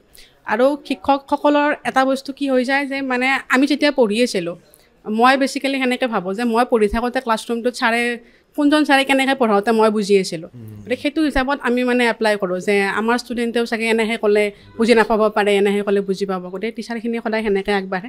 ছাৰসকলে মেনেজমেণ্টৰ ছাৰসকলে সদায় সেইখিনি বস্তু চাই থাকে যে ক'ত কেনেকুৱা কি হৈ আছে আৰু বাকী ষ্টুডেণ্টবিলাক সুন্দৰ ইণ্টাৰেক্টিং মানে যে আমাৰ লগত কথা পতা আমি বুজি নোপোৱা বস্তু সোধা যিটো কাৰণত আমাৰো এডুকেশ্যনটো দিবকলৈ ভাল হয় সেইকাৰণে কৈছে টিচিং লাৰ্ণিং প্ৰচেছ যে আমি শিকাবও লাগিব তেওঁলোকে শিকিব লাগিব গতিকে দুটা সমানে চলে সেইকাৰণে চাগে ৰামানুজন সুকীয়া বেলেগ থেংক ইউ বাইদেউ নমস্কাৰ নমস্কাৰ মোৰ নাম নন্দিতা মালি আৰু মই ইংৰাজী বিভাগৰ এগৰাকী বিষয় শিক্ষক ইংৰাজীৰ ঢেৰ টিচাৰ আছে নেকি তাৰপিছত ছাৰ মেমসকলে ক'লে কিয় আমাৰ মানে ৰামানুজন একাডেমি ছাৰ বাইদেউহঁতে কোৱাটো বেলেগ আপোনাৰ পৰা এটা লাগে মোৰতো ক'বলৈ গ'লে এনেকুৱা যে আমাৰ ইয়াতে খুব মানে ছিষ্টেমেটিক ৱেত প্ৰত্যেকটো কামে কৰা হয় লগতে ইয়াতে টিচাৰৰ সমানে ষ্টুডেণ্টেও মানে খুব কষ্ট কৰে খুব হাৰ্ড ৱৰ্ক কৰে হয় সেইকাৰণে মই ক'ম যে ইয়াতে মানে সেইটো কাৰণত ডিফাৰেণ্ট হয় ৰামানুজন হাৰ্ড ৱৰ্কটো এটা ডিফাৰেণ্ট হয় বাইদেউ নমস্কাৰ নমস্কাৰ মোৰ নাম কৰবী ডেকা মই অসমীয়া পঢ়াওঁ হয় অসমীয়াত ছাৰে ক'লে হাইষ্ট মাৰ্কটো আছেই সেইটো এটা বেঞ্চ মাৰ্ক আপোনালোকে ৰাখি থৈ দিছে অসমৰ ভিতৰত যে অসমীয়া বিভাগত হাইষ্ট মাৰ্ক নেক্সট আৰু আহিবনে হাইষ্ট মাৰ্ক আহিব লাগে আমি প্ৰতি বছৰে কষ্ট কৰোঁ ষ্টুডেণ্টেও কষ্ট কৰে সেইটো লাকো লাগিব যিহেতু আমি সাহিত্যৰ শিক্ষক হয় কেতিয়াবা 1 নম্বৰ বা 2 নম্বৰৰ কাৰণে আমি মিছ কৰোঁ তথাপিও আশাবাদী আহিব লগা সময়ত আমি মানে 100 দিবলৈ চেষ্টা কৰিম প্ৰাইভেট স্কুলত বেছিভাগ প্ৰাইভেট স্কুল আমি দেখিছোঁ তাত ইংলিছতে কথা বতৰা কোৱা হয় ইয়াত অসমীয়াত প্ৰাধান্য দিয়া হয় অসমীয়া গুৰুত্ব দিয়া হয় দিয়া হয় আমাৰ ষ্টুডেণ্টখিনি ভাল এনেকুৱা হয় যে মই যিহেতু ইয়াতে ছায়েন্স কেম্পাছত থাকোঁ বিশেষকৈ দেখা যায় যে ছায়েন্সৰ ষ্টুডেণ্টে অসমীয়া অলপ কমকৈ পঢ়ে কিন্তু আমাৰ ইয়াত তেনেকুৱা নহয় ছায়েন্সৰ ষ্টুডেণ্টটো সমানে অসমীয়া পঢ়িবই লাগিব আৰু সেইকাৰণে হয়তো আমাৰ ছায়েন্স অকল আৰ্টছ বুলি নহয় ছায়েন্সৰো ষ্টুডেণ্টে ভাল ৰিজাল্টে কৰিছে ধন্যবাদ বাইদেউ নমস্কাৰ নমস্কাৰ মোৰ নাম ইন্দিৰা গোস্বামী মই বিজ্ঞান শাখাৰ ইংৰাজী বিভাগৰ মই শিক্ষয়িত্ৰী আৰু কওক বেলেগ কিবা এটা কওক বেলেগ মই এইটোৱে ক'ব খুজিম ৰামানুজন একাডেমি মই জইন কৰা বৰ বেছি দিন হোৱা নাই কিন্তু ইয়াত থাকি ইয়াতে কাম কৰি মোৰ বিৰাট ভাল লাগিছে ইয়াৰে যিখিনি কলিগছ পাইছোঁ বহুত বেছি ফ্ৰেণ্ডলি হয় এনে এক প্ৰকাৰ ফেমিলি বুলি ক'লেও ভুল নহ'ব তাৰ উপৰি মই ষ্টুডেণ্টছখিনিৰ কথা ক'ম তেওঁলোকে খুব চেষ্টা কৰি আছে এতিয়া মই মিছা নকওঁ এতিয়া বিজ্ঞান শাখা বুলি ক'লে ইংৰাজীটো অকণমান কম জোৰ দিয়ে কাৰণ বেছিকেলি PCMBটোত বেছি ফ'কাছ কৰে সেইটো কাৰণে ইংলিছত মই অলপ বেলেগ এটা ছিষ্টেম এপ্লাই কৰিছোঁ যেনে মই ধৰক এক্সপ্লেনেশ্যন দিয়াৰ পিছত তেওঁলোকে কি বুজি পায় সেইখিনি আকৌ মোক ক'ব লাগিব তেতিয়া ধৰক তেওঁলোকৰ কনচেপ্ট ক্লিয়াৰ হয় আৰু সেইটো বস্তু মানে পেৰেণ্টছৰ লগতো ডিছকাছ কৰা হৈছে ষ্টুডেণ্টছৰ লগতো তেওঁলোকে খুব ভাল পাইছে সেইটো ষ্টেপ সেইটোকে এতিয়া চেষ্টা কৰি আগবাঢ়ি যাম বুলি আশা থাকিল থেংক ইউ ছাৰ নমস্কাৰ মই ৰিদীপ শৰ্মা মই ইংৰাজী বিভাগৰ বিশেষজ্ঞ আৰু এটা কথা কওক ইয়াত পেৰেণ্টছক মাতি মাতি আনি পেলাই ষ্টুডেণ্টৰ কথা কোৱা হয় সেইটো এটা মোক ছাৰে ক'লে অকণমান কওক হয় একচুৱেলি ষ্টুডেণ্টৰ যিখিনি ফিডবেক আমি ইয়াতে সেইখিনি খৰচি মাৰি সেইখিনি আমি মানে ছল্ভ কৰাৰ কাৰণে যিখিনি পাৰি আমি সেইখিনি চেষ্টা কৰোঁ কিন্তু লগতে ঘৰৰ যিটো এনভাইৰনমেণ্ট সেই ঘৰৰ এনভাইৰনমেণ্টৰ বিষয়ে আমি কিছু ক্ষেত্ৰত জ্ঞাত কিন্তু ঘৰত কি কৰি থাকে ষ্টুডেণ্টজনৰ বা ষ্টুডেণ্টজনে ভালকৈ পঢ়া শুনা কৰে নাই সেইখিনি জানিবৰ কাৰণে আমি পেৰেণ্টছক ইয়াতে মাতি পঠোৱা হয় আৰু সেই হিচাপে আলোচনা কৰা হয় আৰু তেওঁলোকৰ যিখিনি সমস্যা সেই সমস্যাখিনি আমি সমাধান কৰাৰ কাৰণে পেৰেণ্টছৰ লগত আমি উমৈহতীয়াভাৱে তেনেকৈ আমি প্ৰচেষ্টা হাতত লওঁ মোৰ লাষ্ট প্ৰশ্ন এটা থাকিলে কেতিয়াবা ক্লাছৰুমত ছাৰ সকলোকে কৈছোঁ ক্লাছৰুমত কেতিয়াবা ষ্টুডেণ্টে এনেকুৱা এটা প্ৰশ্ন কৰি দিয়ে যিটো প্ৰশ্নৰ উত্তৰ টিচাৰৰ হাততো সেই সময়ত নাথাকিব পাৰে কাৰণ তেওঁলোক চোকা ষ্টুডেণ্ট না তো সেই সময়ত এজন টিচাৰে যদি উত্তৰটো দিব নোৱাৰে তেতিয়াহ'লে কি বুলি কোৱা হয় আৰু কেতিয়াবা হীনমন্যতাত টিচাৰো ভোগে নেকি ষ্টুডেণ্টৰ ওচৰত কাৰণ ইমান চোকা ষ্টুডেণ্ট ইয়াত আছে নাই তেনেকুৱা কোনো কথা নহয় হীনমন্যতা ভোগাৰ কথা নহয় কেতিয়াবা হ'ব পাৰে যে কেতিয়া ষ্টুডেণ্টজনে প্ৰশ্ন সুধিছে আৰু সেই প্ৰশ্নটো যথাযথ উত্তৰ শিক্ষকৰ হাতত নাথাকিব পাৰে আচলতে শিক্ষকৰ এটা ধৰ্ম যে মিছা কথা ক'ব নোৱাৰে আৰু ভুলকৈ শিকাব নোৱাৰে তাৰ সলনি যদি শিক্ষকজনে স্বীকাৰ কৰে যে এইটো মোৰ অকণমান অসুবিধা আছে মই কাইলৈ তোমালোকক চাই দিম বা অলপ পিছত চাই দিম তেতিয়াহ'লে আমি তেনেকৈ কৰোঁ তেনেকুৱা সমস্যা তেনেকুৱা সন্মুখীন হ'লে আমি অলপ সময়ৰ পিছত ষ্টুডেণ্টজনক মাতি দিওঁ মাতি দি তেওঁক আমি যিখিনি সমস্যা সমাধান কৰিব লাগে তেনেধৰণে কৰি দিওঁ আমাৰ হীনমন্যতাৰ কোনো কথা নাই একজেক্টলি আৰু ছাৰ এনেকুৱা হৈছেনে কেতিয়াবা কাৰণ ইয়াত ইমান টাফ মানে মেধাসম্পন্ন ষ্টুডেণ্ট আছে হয়নে বাৰু হয়তো ইয়াত ষ্টেণ্ড কৰা ষ্টুডেণ্টকো আপোনালোকে পঢ়াইছে হয়তো আপোনালোকেও কেতিয়াবা ষ্টেণ্ড কৰা নাছিলে বা তেনেকুৱা হৈ যায় ন তেনেকুৱা তো কেতিয়াবা এনেকুৱা হৈছেনে আপোনালোকৰ মাজত কোনে ক'ব নোহোৱা নহৈছে ভয় লাগে নে কেতিয়াবা ষ্টুডেণ্ট বুলি ভয় নিশ্চয় নালাগে কাৰণ এটা কথা ঠিক যে ষ্টুডেণ্টৰ যিটো জ্ঞানৰ লেভেল আৰু শিক্ষকৰ লেভেলৰ পাৰ্থক্য নিশ্চয় আছে গতিকে তেওঁ সোধা প্ৰশ্নৰ কিবা নহয় কিবা এটা লিংক আমাৰ তাত আছে সেই হিচাপে আমি এটা এনচাৰ দিয়াৰ চেষ্টা কৰোঁ কিন্তু যদিও পাৰফেক্ট এনচাৰটো শেষ হ'ব নাথাকে আমি তেওঁক নেক্সট টাইম দিয়াৰ চেষ্টা নিশ্চয় কৰোঁ ষ্টুডেণ্টক আমি বুজাই দিওঁ যে ইয়াৰ সঠিক উত্তৰ বৰ্তমান মোৰ হাতত নাই গতিকে তোমাক আমি অকণমান পিছত বা অহাকালিলৈ এইটো মই উত্তৰ দি আছোঁ সেইটো লাজৰ কথাও নহয় লাজৰ কথা ছাৰ হৈছে তেনেকুৱা না হৈছে ষ্টুডেণ্টে আজিকালি এনেকুৱা যে ষ্টুডেণ্টবিলাকে NEET level JEE level IIT level সেনেকুৱা কুৱেশ্যন আনে তো ইনষ্টেণ্ট ছল্ভ কৰিব কেতিয়াবা দুই এটা কুৱেশ্যন আমি নোৱাৰিবও পাৰোঁ বাট সেইদিনা ষ্টুডেণ্টজনক আমি ছল্ভ কৰি দিয়াৰ চেষ্টা কৰোঁ আৰু এটা কথা ঠিক যে আচলতে জ্ঞানৰ যিটো পৰিসৰ সেইটো কেতিয়াও শেষ নহয় চ' আমি টিচাৰ লেভেলতো আমি বহুত বস্তু শিকি আছোঁ সদায় ধন্যবাদ ছাৰ এইখিনি আপোনালোকে সময় দিলে আৰু এইসকলে হৈছে বাইহাটা চাৰিআলিৰ ৰামানুজন একাডেমীৰ শিক্ষক শিক্ষয়িত্ৰী যিসকল শিক্ষক শিক্ষয়িত্ৰীৰ বাবেই ইয়াৰ পৰা যথেষ্ট ছাত্ৰ ছাত্ৰীয়ে সুফল লাভ কৰিবলৈ সক্ষম হৈছে আৰু মই ভাবোঁ এইসকল শিক্ষক শিক্ষয়িত্ৰীক চিনাকি কৰি দিয়াৰ ক্ষেত্ৰত খুব ভাল এটা ভিডিঅ' আমাৰ হৈছে বুলি আশা কৰিছোঁ ধন্যবাদ ৰামানুজন একাডেমীৰ বাইহাটা চাৰিআলিৰ ৰামানুজন একাডেমীৰ কিয় পৃথক এই বিষয়ে মই চাবলৈ চেষ্টা কৰি আছোঁ ইয়ালৈ অহাৰ লগে লগে যিসকল আমাৰ অফিচ ষ্টাফ আছে তেওঁলোকো অকণমান পৃথক তেওঁলোকৰো ইউনিফৰ্ম আছে সেইটো এটা ভাল লাগিলে দাদা ইউনিফৰ্ম পিন্ধি এতিয়াও আহি থাকিবলগীয়া হৈছে স্কুললৈ এতিয়াও আহিবলগীয়া হৈছে আমাৰ ষ্টাফৰ এটা সুকীয়া ইউনিফৰ্ম এটা আছে অফিচ ষ্টাফটো এডমিনিষ্ট্ৰেটিভ ষ্টাফটো আৰু ষ্টুডেণ্টৰ ইউনিফৰ্ম বেলেগ আমাৰ ষ্টাফৰ ইউনিফৰ্ম বেলেগ আমি সদায় এইটো ইউনিফৰ্মত আহি কাম কৰিব লাগে স্কুলত পঢ়ি থাকোঁতেও ইউনিফৰ্ম এতিয়াও ইউনিফৰ্ম ভাল লাগে নে বেয়া লাগে ভালে লাগে কাৰণ আৰু আমি ইউনিফৰ্মত থাকি এইকাৰণে ভাল পাওঁ মানে আমাৰ যিখিনি আমাৰ বাহিৰৰ মানুহ আহে তেওঁলোকে মানে ডাইৰেক্টলি আমাক গম পাই যায় যে এইখিনি আমাৰ অফিচ ষ্টাফ হয় কিবা হেল্প লাগিলেও আমাক সোধে তেতিয়া আমি গোটেইখিনি বস্তু বুজাই দিব পাৰোঁ তেনেকুৱাত আমাৰ সুবিধা হয় আৰু সেইটো মানে এতিয়া যিসকলক দেখা পাব আপোনালোকে ভিডিঅ'ত আপোনালোক ক'ৰবাৰ পৰা যদি এডমিশ্যন ল'বলৈ আহিছে অভিভাৱক হওক ষ্টুডেণ্ট হওক আহি পেলাই এওঁলোকৰ এই ইউনিফৰ্মটো দেখা পোৱাৰ লগে লগে হেল্পৰ কাৰণে এওঁলোকক ক'ব পাৰিব নামকেইটাও জানি থৈ দিওঁ নামটো নমস্কাৰ মোৰ নাম শ্ৰী হিমাশ্ৰী চৌধুৰী হিমাশ্ৰী চৌধুৰী মোৰ ভণ্টিৰ নাম হিমাশ্ৰী আৰু আপুনি কোনখন টেবুলত বহে হেল্প হয় আপোনাৰ নাম মোৰ নাম কল্যাণ ডেকা কল্যাণ আপোনাৰ মোৰ নাম ৰাতুল ডেকা আপোনাৰ মোৰ নাম কুলেন হাজৰিকা তোমাৰ প্ৰবাল শৰ্মা প্ৰবাল শৰ্মা ক'ত বহে আমি হোষ্টেল মেনেজমেণ্ট আৰু ট্ৰেন্সপৰ্টেশ্যন ডিপাৰ্টমেণ্ট হোষ্টেল মেনেজমেণ্ট আৰু ট্ৰেন্সপৰ্টেশ্যন আৰু আপোনাৰ নমস্কাৰ মোৰ নাম তিলক চন্দ্ৰ বৈশ্য কোনটো ডিপাৰ্টমেণ্ট মই আপোনাৰ যিটো আপোনাৰ ইউনিফৰ্ম মেইন জেগাত আপুনি আছে সেইকাৰণে আপুনি একদম পুৰা ধুনীয়াকৈ ইষ্ট্ৰি মাৰি আনিছে নমস্কাৰ নমস্কাৰ মোৰ নাম কংকন চুমুৱা মই একাউণ্টছ ডিপাৰ্টমেণ্টৰ একাউণ্টছ ডিপাৰ্টমেণ্ট মেইন ডিপাৰ্টমেণ্ট আৰু আপোনাৰ মোৰ নাম হিতেশ দাস কোনটো ডিপাৰ্টমেণ্ট কম্পিউটাৰ ডিপাৰ্টমেণ্ট নমস্কাৰ নমস্কাৰ মোৰ নাম চিন্ময়ী ডেকা হয় মই ফ্ৰণ্ট অফিচতে থাকোঁ হয় এওঁলোক দুজনীক এগৰাকীক ৰিচিপশ্যনত আৰু এগৰাকীক ফ্ৰণ্ট অফিচত একেটা কথাই হয়নে ফ্ৰণ্ট অফিচত আপোনালোকে দেখা পাব কিবা ডাউটছ থাকিলে এওঁলোকক আহি আপোনালোকে সুধিব এইবাৰ যিকেইগৰাকী ছাত্ৰ ছাত্ৰী মোৰ লগত আছে তেওঁলোক হৈছে অসমৰ মেধা সম্পন্ন ছাত্ৰ ছাত্ৰী বুলি যে কোৱা যায় তাৰ ভিতৰত এওঁলোক আটাইকেইগৰাকী তেওঁলোকে যথেষ্ট মাৰ্কছ পাই উত্তীৰ্ণ হৈছে আৰু বেলেগতকৈ পৃথক হৈ তেওঁলোকে আগুৱাই যাবলৈ চেষ্টা কৰিছে আৰু তেওঁলোক ৰামানুজন একাডেমীৰ লগত জড়িত হৈ আছিল আৰু আছেও গতিকে তেওঁলোকৰ লগত কথা পাতিলে বহুতখিনি কথা আপোনালোকে গম পাব আৰু এয়া মোৰ লগত আছে নমস্কাৰ নামটো তোমাৰ কি নমস্কাৰ মোৰ নাম বিদিশা গোস্বামী বিদিশা গোস্বামীয়ে এই বৰ্ষত সমগ্ৰ অসমৰ ভিতৰতে 3rd ৰেংক পাবলৈ সক্ষম হৈছে মানে অসমৰ ভিতৰত হাইয়েষ্ট মাৰ্ক 3 নম্বৰ হৈ উত্তীৰ্ণ হৈছে 3rd ৰেংক পাবলৈ সক্ষম হৈছে আৰু লগতে হিষ্ট্ৰীত হাইয়েষ্ট মাৰ্ক পাইছে হয়নে মই হিষ্ট্ৰীত যেনে তেনে পাছ কৰি গ'লোঁ আৰু এনিৱে কেনেকুৱা লাগিল ৰামানুজনত পঢ়ি আৰু কেনেকৈ এই শিখৰত কেনেকৈ পালাগে তুমি ৰামানুজন একাডেমীৰ পৰা মই যিখিনি মানে সঁহাৰি পাইছোঁ সহযোগিতা পাইছোঁ সেইখিনি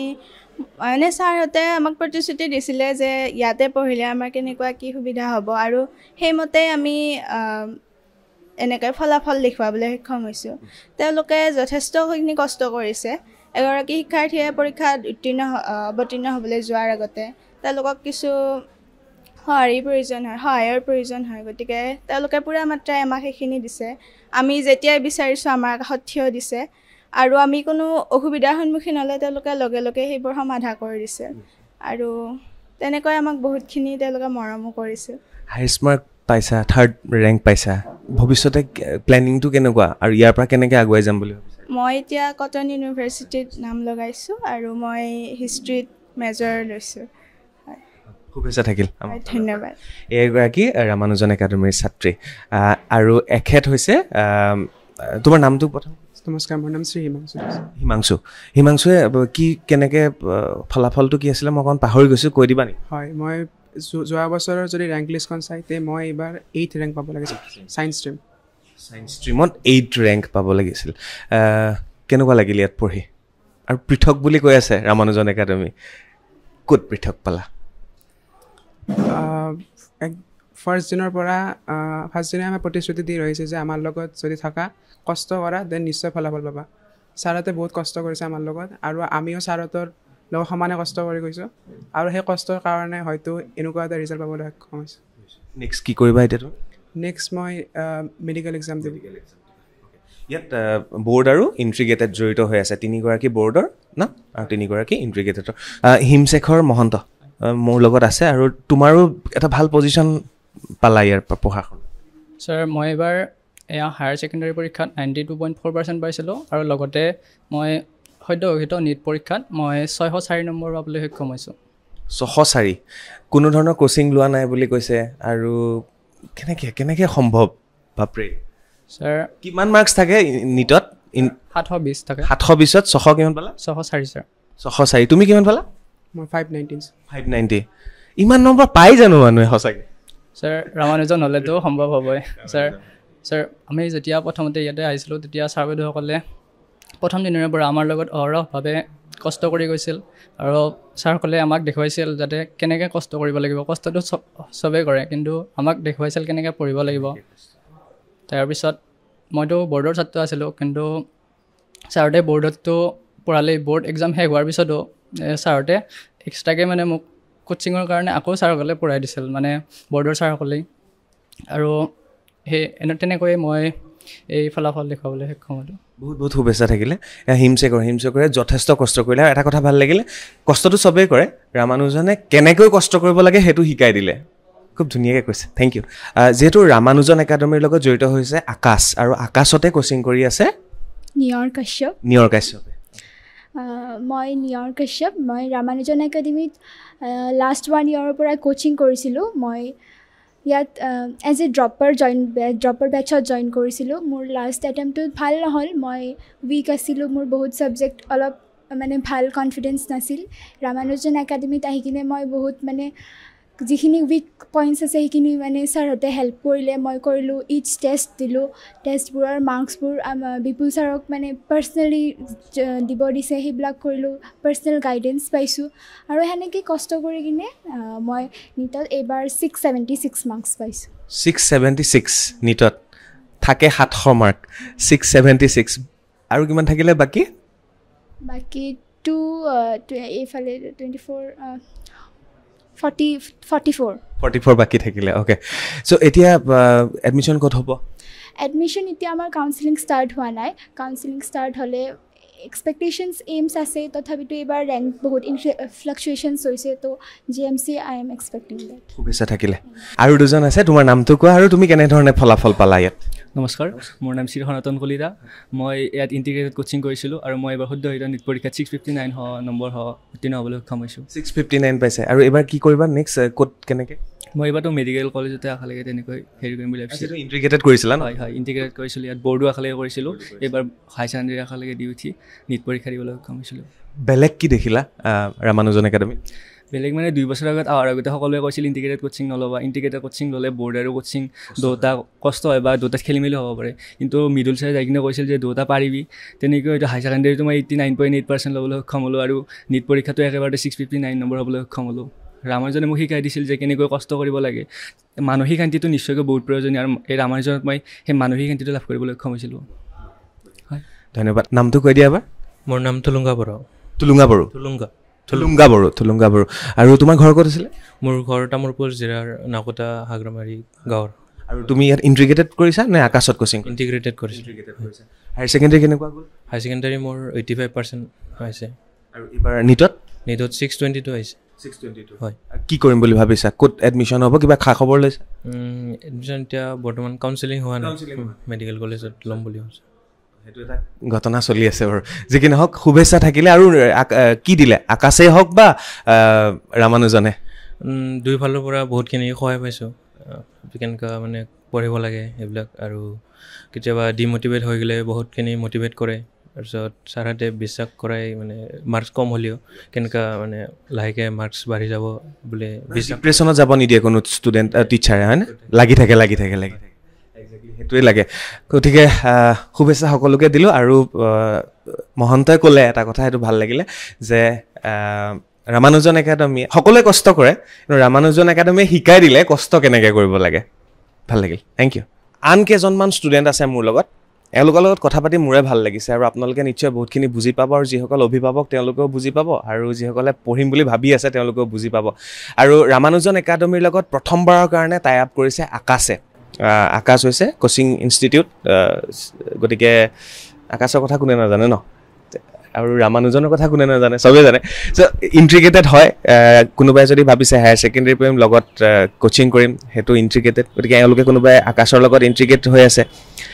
100 মাৰ্কছ পোৱা এজন আছে, তেওঁৰ পৰা প্ৰথম জানিব লাগিব। নমস্কাৰ। নমস্কাৰ। নামটো কোৱা তোমাৰ? মোৰ নাম শ্ৰী অৰ্ণৱ জ্যোতি দাস। অৰ্ণৱে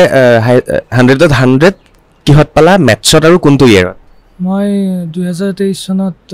এডভান্স মেথছত 100 পাইছোঁ, আৰু ছায়েন্সত 100 পাইছিলোঁ। ছায়েন্সতো 100, এডভান্স মেথছতো 100, মানে মেট্ৰিকত নে হায়াৰ ছেকেণ্ডেৰী? মেট্ৰিকত। কেনেকৈ পায়? বস্তুবিলাক ভালদৰে শিকি বুজি থাকিলে, আৰু কনচিষ্টেণ্ট হৈ একেই বস্তুখিনিকে বাৰে বাৰে পঢ়ি থাকিলে, আৰু নিজৰ সম্পূৰ্ণ ডেডিকেশ্যনেৰে পঢ়িলে সম্ভৱ। সম্ভৱ। ৰামানুজনে কি শিকালে?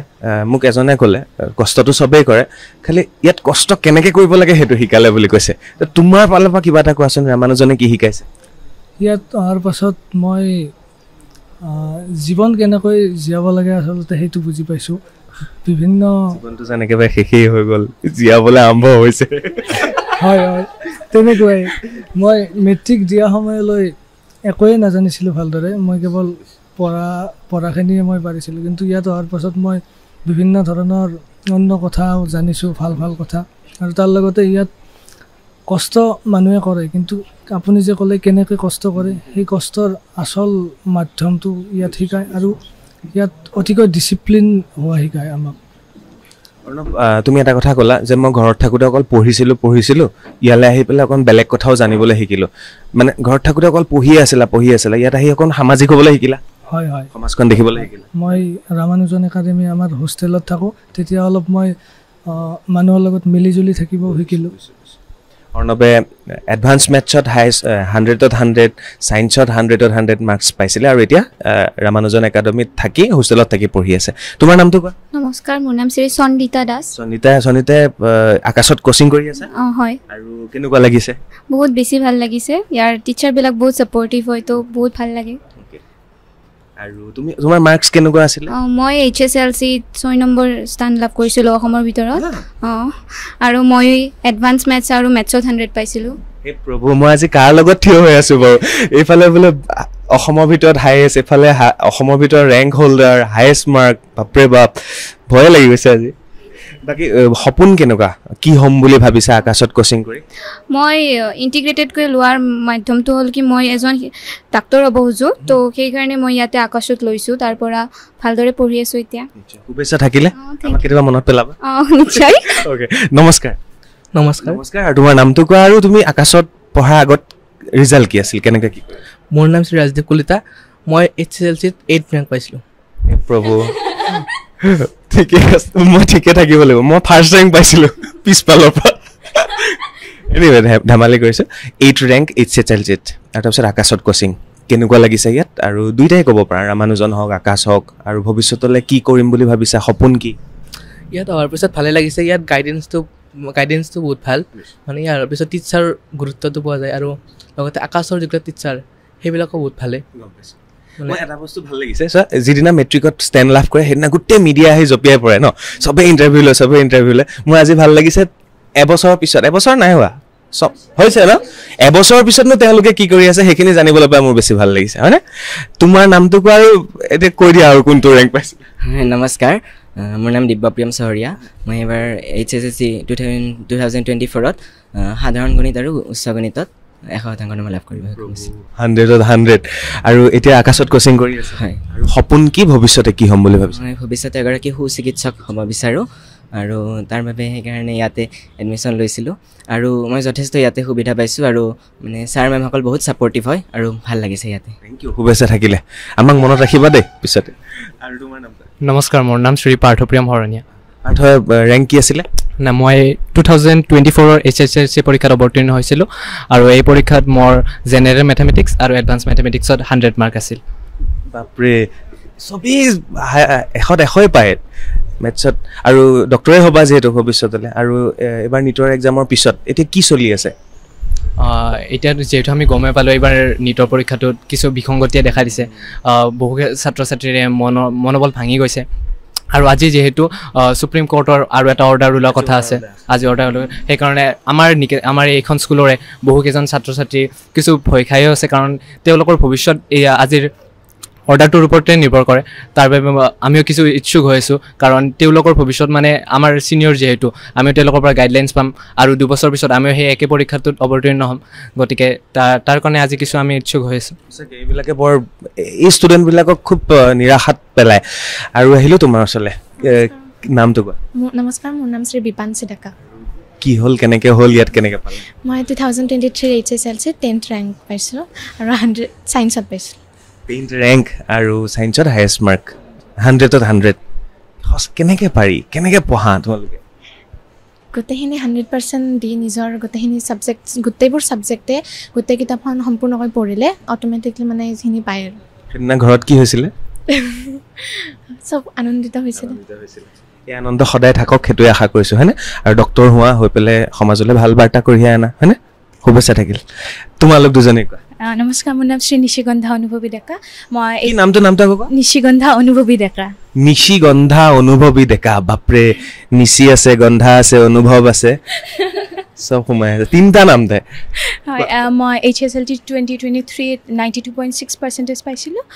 আৰু সেই মানে বহুত এটা ডাঙৰ সপোন লৈ ইয়াতে আহিছোঁ আৰু ইয়াত সকলোৱে শিক্ষকসকলে গোটেইখিনি দিছে তেওঁলোকে আমাৰ লগত যিমান কষ্ট কৰে মই হোষ্টেলত থাকোঁ কিবা ডাউট হ'লে মানে ৰাতি যদি 9টা 9:30 ফোন কৰোঁ মানে আহিব পাৰে ছাৰহঁত মেমহঁতৰ প্ৰব্লেম হয় কিন্তু ছাৰহঁতে মানে সেই ৰাতি 9:30 আহি কিনে মানে বুজাই থৈ যায় কি এইটো এনেকৈ কৰা সেনেকৈ কৰা আৰু অকল একাডেমিক্সত নহয় বাহিৰতো যিমান প্ৰব্লেম হয় জীৱনক লৈ মেণ্টেল হেল্থৰ কেতিয়াবা যদি ইছ্যুজ হয় তেতিয়াহ'লে আমাক টিচাৰ্ছখিনিয়ে ইমান হেল্প কৰে তেওঁলোকে আমাক এজ এ ফ্ৰেণ্ড ট্ৰিট কৰে কৈ কিনে কয় কি এনেকুৱা কৰা এইখিনি ভাল এইখিনি বেয়া তো মানে ক'ব গ'লে সঁচাই বহুত সুখী হয় ইয়াতে আহি সবেই সেইটো কথাই কৈছে অলপ সকলো লাগি থাকে এনি টাইম তোমাৰ কি আছিলে মাৰ্কছ আৰু ইয়াত কেনেকৈ পালা নমস্কাৰ মোৰ নাম শ্ৰী মাৰ্জনা কাশ্যপ মই 2023 বৰ্ষৰ হাইস্কুল শিক্ষান্ত পৰীক্ষাত 95.6% নম্বৰে পাছ হৈছোঁ আৰু ইংৰাজী বিষয়ত 100ৰ ভিতৰত 100 নম্বৰ পাবলৈ সক্ষম হৈছিলোঁ তুমি ইংলিছতে কোৱা গোটেইখিনি আচলতে ইংৰাজী বিষয়টো ভাল পাওঁ তথাপিতো মানে মাতৃভাষাক লৈ এটা মৰম আছে ন তো মানে সঁচা অৰ্থত ক'বলৈ গ'লে মোৰ কলা শাখাৰ প্ৰতি বহুত বেছি আগৰ পৰাই মই কলা বিষয় পঢ়িম বুলি মই বহুত বেছি আগ্ৰহী হৈ আছিলোঁ আৰু যেতিয়া ৰামানুজন একাডেমীত মই আহিলোঁ এই অনুষ্ঠানখনৰ যি গাম্ভীৰ্যতা ইয়াৰ যি এক শৈক্ষিক সুন্দৰ বাতাবৰণ তাৰ আচলতে মূল গুৰি ধৰোঁতা বুলি ক'লে মই শিক্ষাগুৰুসকলৰ কথা ক'ম তেওঁলোকে যি অপৰিসীম চেষ্টা কৰে আমাৰ বাবে তেওঁলোকৰ আমাৰ বাবে থকা অসীম আশীৰ্বাদ তেওঁলোকৰ কষ্ট চেষ্টা সকলোখিনি আচলতে মই নিজকে ধন্য অনুভৱ কৰোঁ এই অনুষ্ঠানখনত থাকিব পাই এই পৰিয়ালটোৰ এটি ক্ষুদ্ৰ অংশ হ'বলৈ পায় বহুত ভাল লাগে এই অনুষ্ঠানখনত আহি গুৰুমণ্ডলীৰ লগত কথা কয় তেওঁলোকে আমাক আচলতে শিক্ষকতকৈ বেছি বন্ধুসুলভ তেওঁলোকে আমাৰ লগত বাতাবৰণ তেওঁলোকৰ আচৰণ আমাৰ সৈতে গতিকে বহুত আনন্দিত অনুভৱ কৰোঁ এই অনুষ্ঠানখনত থাকি মই হিন্দীৰ প্ৰবীণ পৰীক্ষা যিটো হয় তাত মই অসমৰ ভিতৰত 5ম স্থান পাইছিলোঁ আৰু মানে সৰুৰ পৰাই এইটো পৰীক্ষা দিয়া হয় পৰিচয় প্ৰৱেশিকা এনেকৈ তো প্ৰবীণ পৰীক্ষাত মই যোৱাবেলি মই 5ম স্থান পাবলৈ সক্ষম হৈছোঁ তাই চাওকচোন তাই ইংলিছত হায়েষ্ট মাৰ্ক পাইছে কিন্তু প্ৰত্যেকটো শব্দ কিমান সাৱলীলভাৱে তেওঁ কৈছে অসমীয়া শব্দ গোটেইকেইটা আৰু এটা নামটো আকৌ কি আছিলে মাৰ্জনা কাশ্যপ নিশিগন্ধা অনুভৱী ডেকা মাৰ্জনা কৰি দিবা এটা প্ৰশ্ন সুধো ডাঙৰ হ'লে কি হ'ম বুলি ভাবিছা প্ৰথমতে ক'বলৈ গ'লে এগৰাকী ভাল মানুহ হ'ব ইচ্ছা আছে এগৰাকী সমাজৰ হকে কিবা এটা কৰিব পৰা মানুহ হ'ব ইচ্ছা আছে গতিকে পঢ়ি শুনি এগৰাকী ভাল মানুহ হ'ব চেষ্টা কৰিম ইচ্ছা আছে সামৰিক দিশত যাবৰ বাবে UPSC দিব চেষ্টা কৰিম আমি কোচিং লৈ আছোঁ মই ইয়াতে এটা কথা সংযোগ কৰিম যে ৰামানুজন একাডেমীত আৰোহণ চিভিল ছাৰ্ভিচ বুলি এটা কোচিং আমাৰ আৰ্টছৰ কাৰণে আছে কলা শাখাৰ কাৰণে আমি তাতে কোচিং লৈ আছোঁ তেওঁলোকে আমাক CUET কাৰণে পঢ়ায় আৰু APSC UPSCৰ যিটো বেছ ষ্টাডি হয় তেওঁলোকে আমাক সেইটো কৰায় গতিকে সেইখিনিও আমাক বহুত সহায় কৰিছে আমাৰ শিক্ষাৰ ক্ষেত্ৰত বা আমাক সেই দিশটোৰ ফালে যোৱাত চিভিল ছাৰ্ভিচৰ যিহেতু আজিকালি বহুত প্ৰতিযোগিতা হয় তাত তো তেওঁলোকে আমাক এইখিনিত বহুত সহায় কৰিছে তুমি কি হ'বা প্ৰথমে তাই ক'লে ভাল মানুহ হোৱাৰ চেষ্টা কৰিম তাৰপিছত ময়ো এইফালে UPSC APSCৰ ফালে ট্ৰাই কৰিম আৰু শিক্ষকতাৰ প্ৰতি অকণমান আকৰ্ষণ আছে ৰাপ আছে তেতিয়াহ'লে সেইটোৱে আৰু সঁচাকৈ পঢ়াত যে কিমান পৰিৱৰ্তন আহিলে আগতে আমি ক্লাছ 8-9লৈকে গমেই পোৱা নাছিলোঁ ডক্টৰ হ'বলৈ কি কৰিব লাগে ইঞ্জিনিয়াৰ হ'বলৈ কি কৰিব লাগে APSC দিবলৈ কি কৰিব লাগে মেট্ৰিক পাছ হোৱালৈকে গমেই পোৱা নাছিলোঁ আমি ৰিয়েলি সঁচা কথা কৈছোঁ আমাক কোনো গাইডেই দিয়া নাছিলে কোনেও তো আজি যে এনেকৈ সকলোকে গাইড দিছে পঢ়ি থাকোঁতে ইণ্টিগ্ৰেটেড তেওঁলোকক কোচিং কৰোৱা হৈছে তাৰ ফলত তেওঁলোকে আগবাঢ়ি গৈছে জীৱনত আৰু ময়ো কৈছিলোঁ জীৱনত কি হ'বা বুলি সুধিলে ভাল মানুহ হ'ম বুলি কৈছিলোঁ সাংবাদিক হ'লোঁ থেংক ইউ আজি মোৰ অকণমান ভয় লাগি আছে কাৰণ মই আজি ৰেংক 3, 4, 7, 8 এনেকুৱা ৰেংক পোৱা ছাত্ৰ ছাত্ৰী ইয়াত লগ পাই আছোঁ আৰু বৰ্তমান মোৰ লগত আছে মৃগাংক ভট্টাচাৰ্য আৰু তেখেতে 2023 চনত ৰেংক লাভ কৰিছিল থাৰ্ড ৰেংক আৰু 2023ৰ পিছত ৰেংক ছিষ্টেমটো চৰকাৰে উঠাই দিলে গতিকে যদি আমি কওঁ তেতিয়াহ'লে 2023 শেষৰটো বৰ্ষ হ'ব যিটো বৰ্ষত ৰেংক পোৱা এগৰাকী ছাত্ৰ চ' মৃগাংক ভট্টাচাৰ্যই হৈ থাকিব এজন যাৰ নাম আমি সদায় মনত ৰাখিম নট দ্য লিষ্ট বাট লিষ্টত সদায় থাকি যাব হয়নে মৃগাংক ৰামানুজনে কি দিলে তোমাক আৰু ইয়াত পঢ়ি কেনেকৈ আগবাঢ়িছিলা? হয়, ৰামানুজনত যেতিয়া মই প্ৰথমে যে ক'লোঁ মানে এডমিশ্যন লৈছিলোঁ তেতিয়া যথেষ্ট মানে নাৰ্ভাছ হৈছে, সকলোৱে থাকে নতুন এখন কলেজলৈ আহিব, কিন্তু যেতিয়া আহিলোঁ ইয়াত টিচাৰসকল যথেষ্ট ফ্ৰেণ্ডলি হয় আৰু সকলো ধৰণৰ যিকোনো ডাউট থাকে, যিকোনো প্ৰশ্ন থাকে তেওঁলোকে সেয়া সহজে সমাধান কৰি দিয়ে, তাৰ বাবে মই যথেষ্ট সহায় পাইছোঁ। এই ৰেংক ছিষ্টেমটো যে উঠাই দিলে এইটো তুমি সন্তুষ্ট নে অলপ দুখিত? ক'ব গ'লে মই ভালেই পাইছোঁ ৰেংক ছিষ্টেমটো উঠাই দিয়াত, কাৰণ এই যিটো ছিষ্টেম এইটো কোনো ধৰণৰ উন্নত দেশতো নাই, যিটো 10ম শ্ৰেণীৰ পৰীক্ষা বা 12 শ্ৰেণীৰ পৰীক্ষা,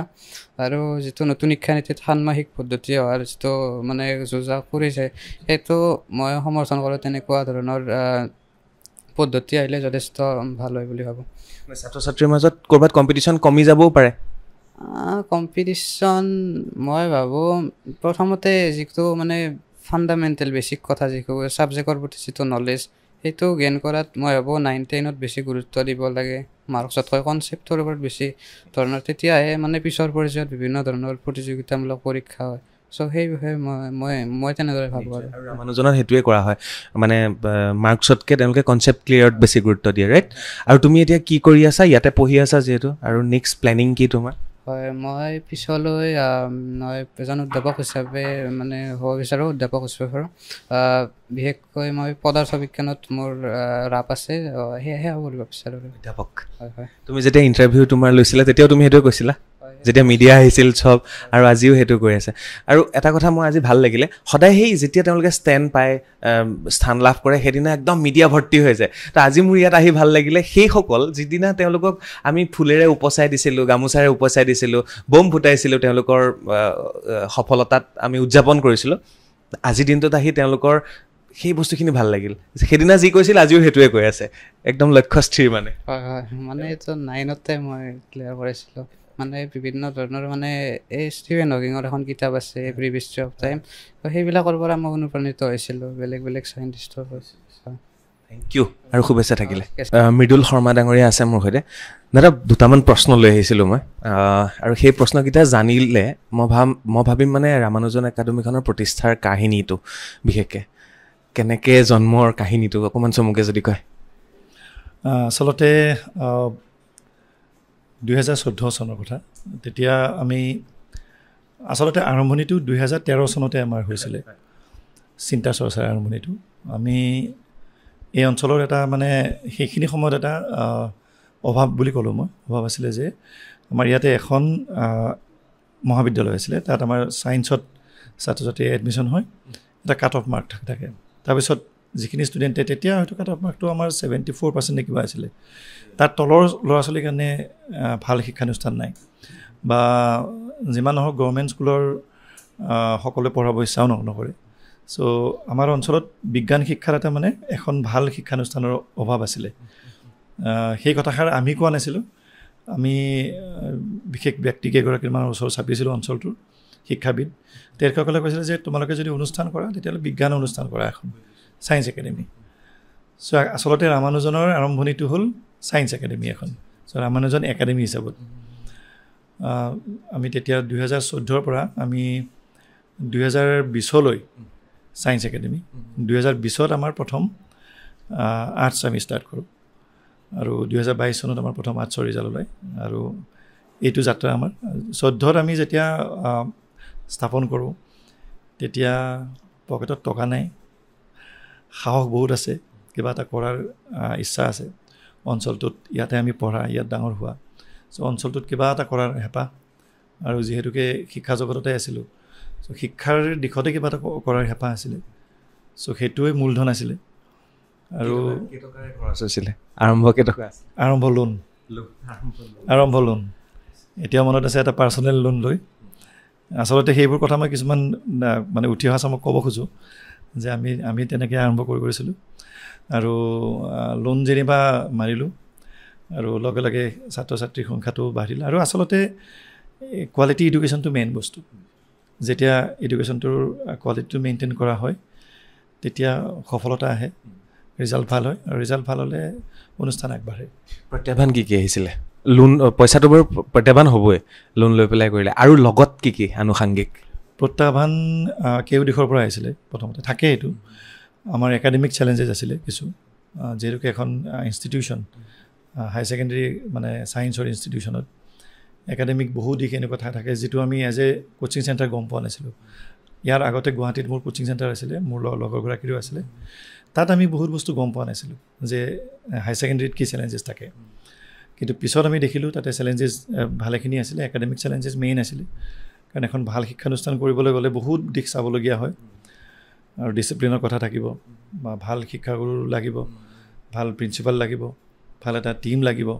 এটা এনভাইৰনমেণ্ট লাগিব সেইটো চেলেঞ্জেছ আছিলে প্লাছ আমাৰ ইনফ্ৰাষ্ট্ৰাকচাৰ চেলেঞ্জটোত আছিলে বাট দ্য গ্ৰেছ অফ গড আছিলে আমাৰ এইটো ইনফ্ৰাষ্ট্ৰাকচাৰ আমি প্ৰথমতে পালোঁ ভালে আছিলে আমাৰ গ্ৰেজুৱেলি তেনেকৈ চেলেঞ্জেছবিলাক কম হ'ল কিন্তু চেলেঞ্জেছ কেতিয়াও শেষ নহয় এইটো নেভাৰ এণ্ডিং এটা প্ৰচেছ হয় আৰু চেলেঞ্জেছ থাকিলেহে মানুহৰ গ্ৰোথ হয় মানে চ' আমি তেনেকৈ আগবাঢ়িছোঁ চেলেঞ্জেছখিনি ছাত্ৰ ছাত্ৰীক অজস্ৰ সুবিধা লাগে আৰু প্ৰাইভেট স্কুলবিলাকে ছাত্ৰ ছাত্ৰীক অজস্ৰ সুবিধা দিয়ে গভৰ্ণমেণ্টত যিমান সুবিধা পাব লাগে আমিতো একো সুবিধা নোপোৱাকৈ পঢ়িছোঁ ডেস্ক বেঞ্চৰো অভাৱ আছিলে প্ৰাইভেটত ইমানখিনি সুবিধা লাগে ছাত্ৰ ছাত্ৰীক যিখিনি সুবিধা পূৰণ কৰিবলৈ যাওঁতে প্ৰতিষ্ঠাপকৰ কেতিয়াবা অকণমান অৱস্থা বেয়ালৈও যায়গৈ হয়নে তো সেই সুবিধাখিনি ছাত্ৰ ছাত্ৰীৰ বাবে কিমান প্ৰাধান্য দিয়ে আপোনালোকে নাই আচলতে যিকোনো শিক্ষানুষ্ঠানৰ প্ৰথম হ'ব লাগে যে ছাত্ৰ ছাত্ৰীৰ সৰ্বপ্ৰথম মানে আৰু আমাৰ তাতেও আমি কওঁ যে ষ্টুডেণ্ট ফাৰ্ষ্ট আৰু ষ্টুডেণ্ট ফাৰ্ষ্ট যেতিয়া আমি এটা মতলৈ আগবাঢ়িম তেতিয়া ষ্টুডেণ্টৰ যিখিনি প্ৰয়োজনীয় যিমানখিনি আনুষংগিক বস্তু থাকিব আমাৰ ক্লাছ ৰুমটো ভাল হ'ব লাগিব ছিটিং কেপাচিটিছ ভাল লাগিব টিচাৰ্ছ ভাল লাগিব ফাৰ্ষ্ট অফ অল আমাৰ লেববিলাক ভাল হ'ব লাগিব লেব ফেচিলিটিছ ভাল হ'ব লাগিব প্লাছ আমাৰ সকলোখিনি মানে একাডেমিক যিমানখিনি বস্তু লাগে আৰু টোটেল এজ এ হোল যিটো এনভাইৰনমেণ্ট সেইটো বনাবলৈ ভালেখিনি সেয়া হয় আৰু গভৰ্ণমেণ্টত চাওক মই গভৰ্ণমেণ্টৰ বিষয়ে একো নকওঁ কিন্তু প্ৰাইভেটত যিহেতুকে আমাৰ ৰিজাল্টটোৱে সকলো তো ৰিজাল্ট ভাল কৰিবলৈ গ'লে আমি অধিক কষ্ট কৰিবলগীয়া হয় আৰু ফেচিলিটিছ দিব লাগিব আজিৰ সময়ত মানে নিউ এডুকেশ্যন পলিচি আহিছে তাত আপুনি গম পায় তাতো ভালেখিনি আমাৰ এড হৈছে বস্তু চ' এই গোটেইখিনি বস্তু দিব পাৰিলেহে মানে শিক্ষানুষ্ঠান এখন আগবাঢ়িব ছাত্ৰ ছাত্ৰীয়ে সম্পূৰ্ণ শিক্ষা পাই আগবাঢ়িব লাগিব যাতে ইয়াৰ পৰা ওলাই যোৱাৰ পিছত ঘূৰি চাবলগীয়া নহয় যিটো পৃথিৱীৰ যিটো চেলেঞ্জেছ আছে সেইখিনি যাতে সিহঁত পিছুৱাবলগীয়া নহয় সেইখিনি আমি কৰিব লগা হয় আৰু প্ৰাইভেটত এইটো চেলেঞ্জেছ বেছি হয় প্ৰাইভেট আৰু গভৰ্ণমেণ্ট বুলি কৈ থকাৰ লগে লগে এটা প্ৰশ্ন মোৰ মনলৈ আহিছে বহুতে কয় ন শিক্ষা এটা ব্যৱসায় এই লেভেলটো লাগিয়ে থাকে চবতে শিক্ষা ব্যৱসায় ধৰক হস্পিটেলিটি ব্যৱসায় হয়নে হোটেল ব্যৱসায় শিক্ষা সঁচাকৈয়ে ব্যৱসায় বুলি চলাই আছেনে আপোনালোকে নে শিক্ষা সঁচাকৈ এটা সমাজলৈ মই শব্দটো কি ব্যৱহাৰ কৰিম মই নাজানো ছাত্ৰ ছাত্ৰীৰ বাবে সমাজৰ বাবে কোনটো ব্যৱহাৰ কৰিম ৰামানুজনৰ ক্ষেত্ৰত আচলতে সকলো শিক্ষানুষ্ঠানৰ ক্ষেত্ৰত শিক্ষা ব্যৱসায় বুলি কোৱাজনৰ ভুল হৈছে শিক্ষা হ'ল সেৱা ইটছ এ টোটেলি ছাৰ্ভিচ সমাজৰ প্ৰতি আমি সেৱা আগবঢ়াইছোঁ সকলোৱে চাওক আজি যিকোনো শিক্ষানুষ্ঠানত আপুনি যাওক তাত আপুনি দুখীয়া ল'ৰা ছোৱালীয়ে ফ্ৰীতে পঢ়া দেখিব প্লাছ আপুনি চাব যে ইয়াত কোনোবাই কিতাপ পত্ৰ ফ্ৰী পাইছে ইউনিফৰ্ম ফ্ৰী পাইছে কাৰোবাক সেইটো এটা সেৱা আৰু লগতে কি হ'ল ব্যৱসায় বুলি যদি কোনোবাই কৈছে মই নাজানো কোনোবাই যদি ব্যৱসায় কৰিছে আৰু মই এটা কথাই জানো কোনোবাই যদি শিক্ষাক ব্যৱসায় হিচাপত লৈ আগবঢ়াইছে সেই শিক্ষানুষ্ঠান দীঘলীয়া সময়লৈকে নচলিব তেওঁলোকে প্ৰথম প্ৰাধান্য দিব লাগিব সকলোৱে ছাত্ৰ ছাত্ৰীৰ বেনিফিটছ ছাত্ৰ ছাত্ৰীৰ নিডছখিনি আৰু তাৰ লগত আনুষংগিক চাওক আজি শিক্ষক থাকিলে আজি ৱেল কোৱালিফাইড শিক্ষক থাকিলে ভাল দৰমহা দিবই লাগিব তাৰ বাবে পইচা লাগিব আৰু সেই মাননিটো আমাৰ ছাত্ৰ ছাত্ৰী দিবই লাগিব চ' তেতিয়া তেনে ক্ষেত্ৰত মই ভাবোঁ কোনো একাডেমিত বা কোনো শিক্ষানুষ্ঠানত শিক্ষা ব্যৱসায় নহয় শিক্ষা হ'ল সেৱা 100% দূৰণিবতীয়া যিবিলাক ছাত্ৰ ছাত্ৰী আছে মই জনামতে ইয়াত লখিমপুৰ ধুবুৰী ধেমাজি হয়নে সকলো জেগাৰ পৰা ষ্টুডেণ্ট আহে আৰু আপোনালোকৰ হোষ্টেলো আছে ঠিক তেনেধৰণে 12টামান হোষ্টেল আছে দূৰণিবতীয়া ছাত্ৰ ছাত্ৰীৰ বাবে আৰু কি ব্যৱস্থা কৰিম বুলি ভাবিছে বা কৰি ৰাখিছে ইয়াত আচলতে আমাৰ 12খন হোষ্টেল আছে আৰু 300 অধিক ছাত্ৰ ছাত্ৰী আছে হোষ্টেলত আৰু ঈশ্বৰৰ আশীৰ্বাদত আমাৰ হোষ্টেলৰ ৰিজাল্ট খুবেই ভাল এইবাৰ এজন হোষ্টেলাৰে আমাৰ 1 ছিটিঙত হাই ছেকেণ্ডেৰী পাছ কৰিছে 1 ছিটিঙতে তেওঁ ডেইলি IITত পাইছে ছিট এইটো বহুত ডাঙৰ কথা আমাৰ ৰঙিয়া আমাৰ ছাব ডিভিজনত এই প্ৰথম ঘটনা ডেইলি IITত ছিট পাইছে 1 ছিটিঙত এইবাৰ হাই ছেকেণ্ডেৰী পাছ কৰিছে এইবাৰ আমাৰ হোষ্টেলাৰে 1 ছিটিঙত নীটত 659 পাইছে প্লাছ আমাৰ হোষ্টেলৰ ফাৰ্ষ্ট 10 কৰিছে অসমৰ সৰ্বপ্ৰথম ৰেংক পাইছে চ' তেনেকুৱা আমাৰ হোষ্টেলৰ ফেচিলিটি খুব ভাল আৰু হোষ্টেলৰ ৰিজাল্ট ভাল যাৰ বাবে আমাৰ হোষ্টেলৰ আকৰ্ষণটো বাঢ়িছে অসমৰ ইমূৰৰ পৰা সিমূৰলৈ আছে ষ্টুডেণ্ট আৰু এটা নতুন সোঁত বাঢ়িছে গুৱাহাটীৰ পৰা গুৱাহাটীৰ খুব ইণ্টাৰেষ্টিং কথা কওঁ গুৱাহাটী পেৰেণ্টছখিনিক আমি সোধোঁ আপোনালোকে কিয় আহে খুব মানে গুড নাম্বাৰ অফ ষ্টুডেণ্ট গুৱাহাটীৰ পৰা আহে এভৰি ইয়াৰ তেওঁলোকে কৈছে যে গুৱাহাটীত অকণমান আমাৰ কিছুমান নিডছ থাকে মই ক'ব খোজা নাই কথাখিনি সেই নিডছখিনি আমি গুৱাহাটী শিক্ষানুষ্ঠানত পোৱা নাই বুলি কৈছে নাজানো মই ইয়াত পাইছে ভাল লাগিছে শুনি পেলাই তেনেকুৱা এটা গুৱাহাটীৰ সোঁত এটা আছে অলপ আগতে কথা পাতি থাকোঁতে মোৰ চিনাকি কেইজন মানে ইণ্টিগ্ৰেটেড কোচিং চেণ্টাৰ খুলিছিলে এনেকুৱা আপোনালোকৰ দৰে 2 বছৰ চলাই বন্ধ কৰি দিবলগীয়া হ'ল গুৱাহাটীত অলপ আগতে মই পাতিছিলোঁ আপুনি মোৰ কথাটো সেইটো এটা কাৰণ হ'ব পাৰে লাহে লাহে আৰু এটা ডাঙৰ কথা যে গুৱাহাটীৰ পৰা এতিয়া দলংখন হোৱাৰ লগে লগে গুৱাহাটী আৰু উত্তৰ গুৱাহাটী বুলি কোনো একো নাথাকিবই আৰু আচলতে কি হয় ইণ্টিগ্ৰেটেড কোচিং আমাৰ যিটো আছে আকাশৰ লগত আপোনাক জনাবলৈ পাই সুখী হৈছোঁ যে সেইটো হ'ল আমাৰ আকাশৰ প্ৰথম নৰ্থ ইষ্টৰ স্কুল প্ৰগ্ৰেম যেতিয়া মানে আকাশ কৰ্পৰেটত আহিলে তাৰপিছত আকাশৰ প্ৰথম প্ৰগ্ৰেম এইটো আমাৰ 3 বছৰ হ'ল এইবেলি 2024 চনত তেওঁলোকে অইন এটা প্ৰগ্ৰেম কৰিছে গুৱাহাটীত এখন স্কুলৰ লগত প্ৰথম আমি অসমৰ আৰু নৰ্থ ইষ্টৰ প্ৰথম আমি আৰু আমাৰ 3 বছৰ হৈ গ'ল আৰু আমি ৰিজাল্ট পাইছোঁ আৰু ইণ্টিগ্ৰেটেড কোচিঙৰ এটাই কথা যে it should B a good combination of coaching and board এই যদি কম্বিনেশ্যনটো ঠিক ঠাক থাকে তেতিয়াহ'লে ডেফিনেটলি আমাৰ ৰিজাল্ট ভাল হ'ব ল'ৰা ছোৱালী আৰু সিহঁতে এটা কমফৰ্ট জোনত যায় সিহঁতৰ বৰ্ডো ভাল হ'ব কোচিঙো ভাল হ'ব সেই দুটা বস্তু আমি পাইছোঁ কোচিঙৰ ল'ৰা ছোৱালীৰ কোচিং ভাল হৈছে লগতে বৰ্ডো ভাল হৈছে এটা খুব চিনক্ৰনাইজ এটা প্ৰগ্ৰেম আছে আমাৰ যাৰ বাবে ল'ৰা ছোৱালী ভাল পাইছে আৰু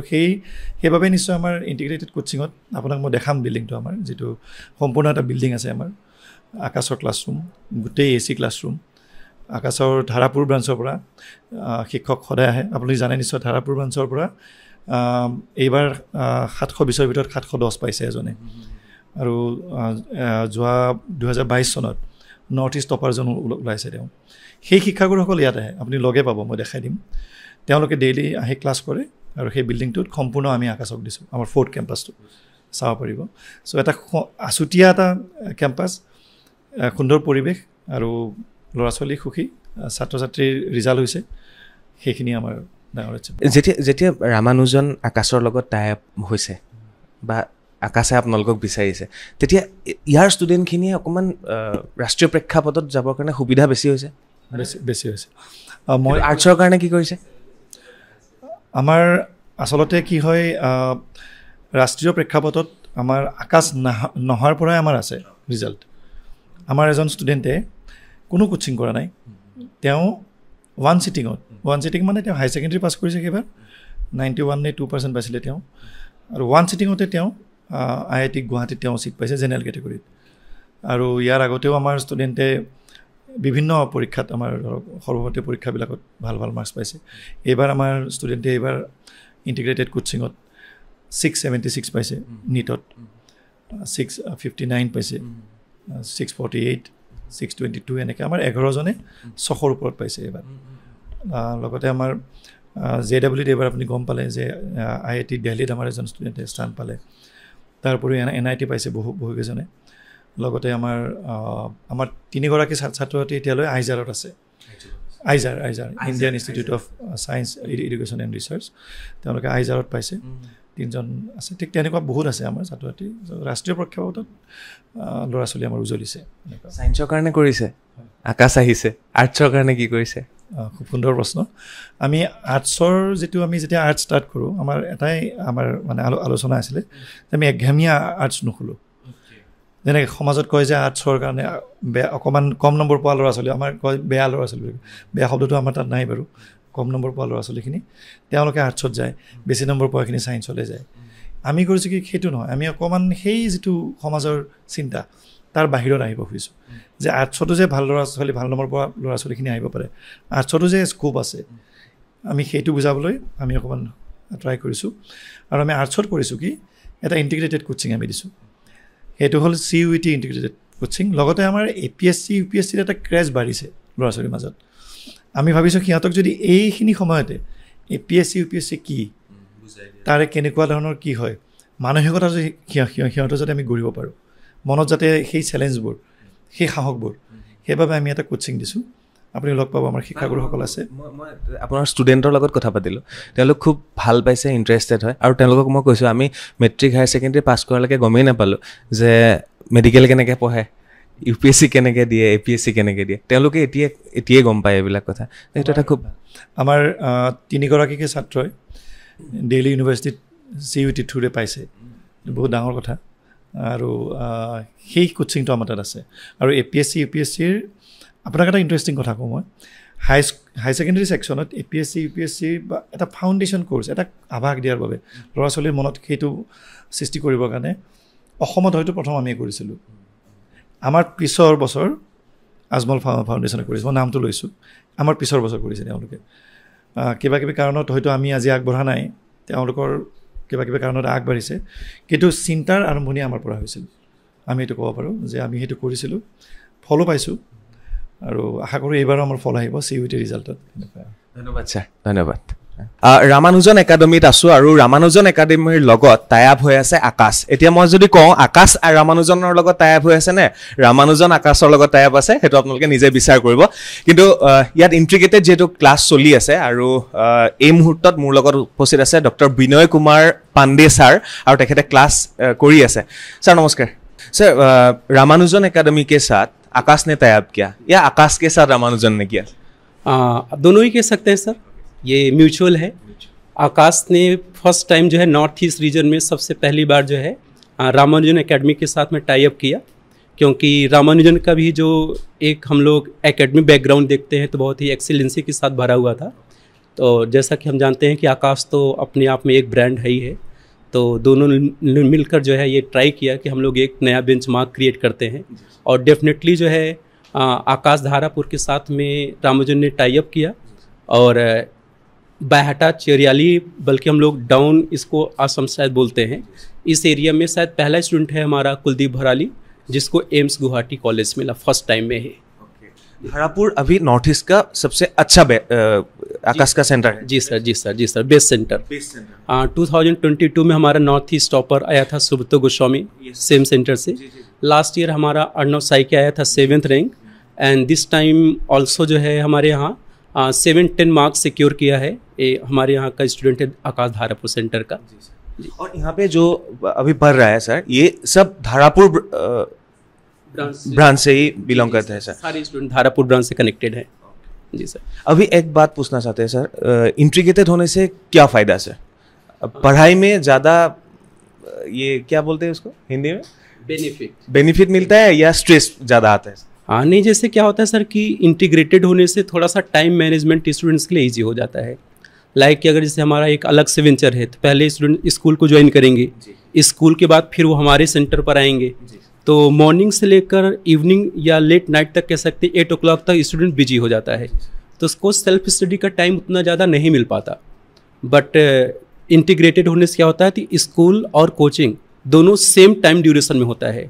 लाइक कि 3:30 तक इन लोगों का छुट्टी हो जाता है तो आफ्टर 3:30 ये लोग सेल्फ स्टडी अच्छे से कर सकते हैं इसलिए थोड़ा सा जो रिजल्ट का रेशियो होता है इंटीग्रेटेड में ज़्यादा होता है जी thank you so much sir আৰু আপোনালোক আহক আৰু এওঁলোক যিসকল ইয়াত আছে এটা সময়ত এওঁলোক সকলো ডক্টৰ হ'ব হয়নে ডক্টৰ হৈ কি কৰিবা প্ৰথম সেৱা নে প্ৰথম পইচা নামটো কোৱা ইৰাজুল হুছেইন ইৰাজুল কেনেকুৱা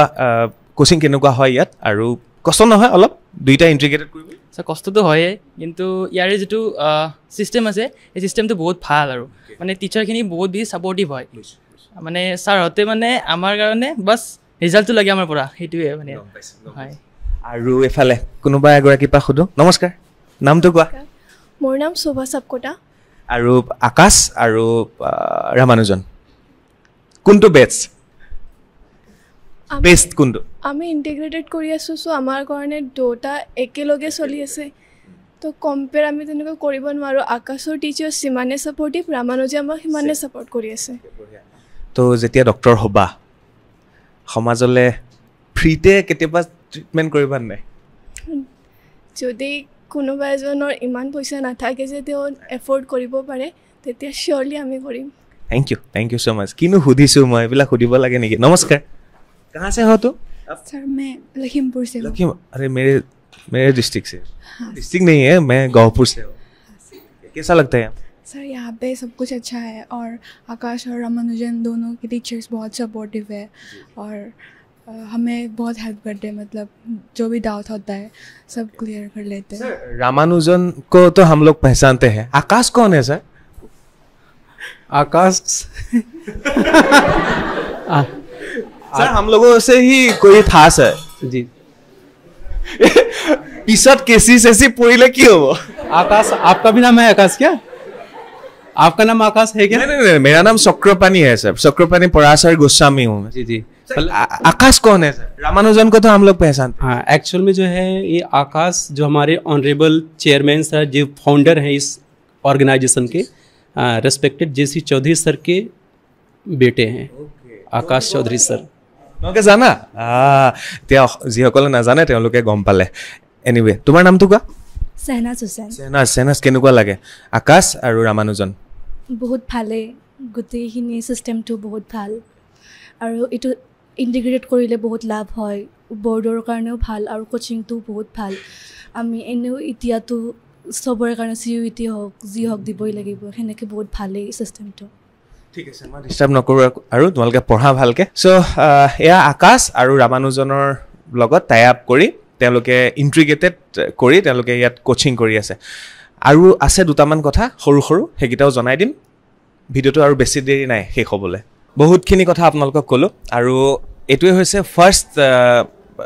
একাডেমি এখন ৰামানুজন একাডেমি যাৰ লগত টাই আপ কৰিছে আকাশে মোৰ লগত বাওঁফালে আছে ৰামানুজনৰ সত্তাধিকাৰী আৰু মোৰ সোঁফালে আছে আকাশৰ বিশেষভাৱে জড়িত এগৰাকী ব্যক্তি বৰঠাকুৰ শ্যামল বৰঠাকুৰ গতিকে এই বস্তুটো মই বুজাই দিব বিচাৰিছো এনেকে যে ৰামানুজনৰ লগত প্ৰথম হয়নে যাৰ লগত আকাশে টাই আপ কৰিছে হয় হয় কি দেখিলে ৰামানুজনক যে আপোনালোকে টাই আপ কৰিবৰ কাৰণে খুব আগ্ৰহী হ'ল হয় হয় তাৰমানে আমি প্ৰথমতে অকণমান ইয়াৰ বেকগ্ৰাউণ্ডটো ক'ব লাগিব যে ধৰক আকাশৰ আজি অসমত প্ৰায় 20 বছৰ হৈ গ'ল ঠিক আছে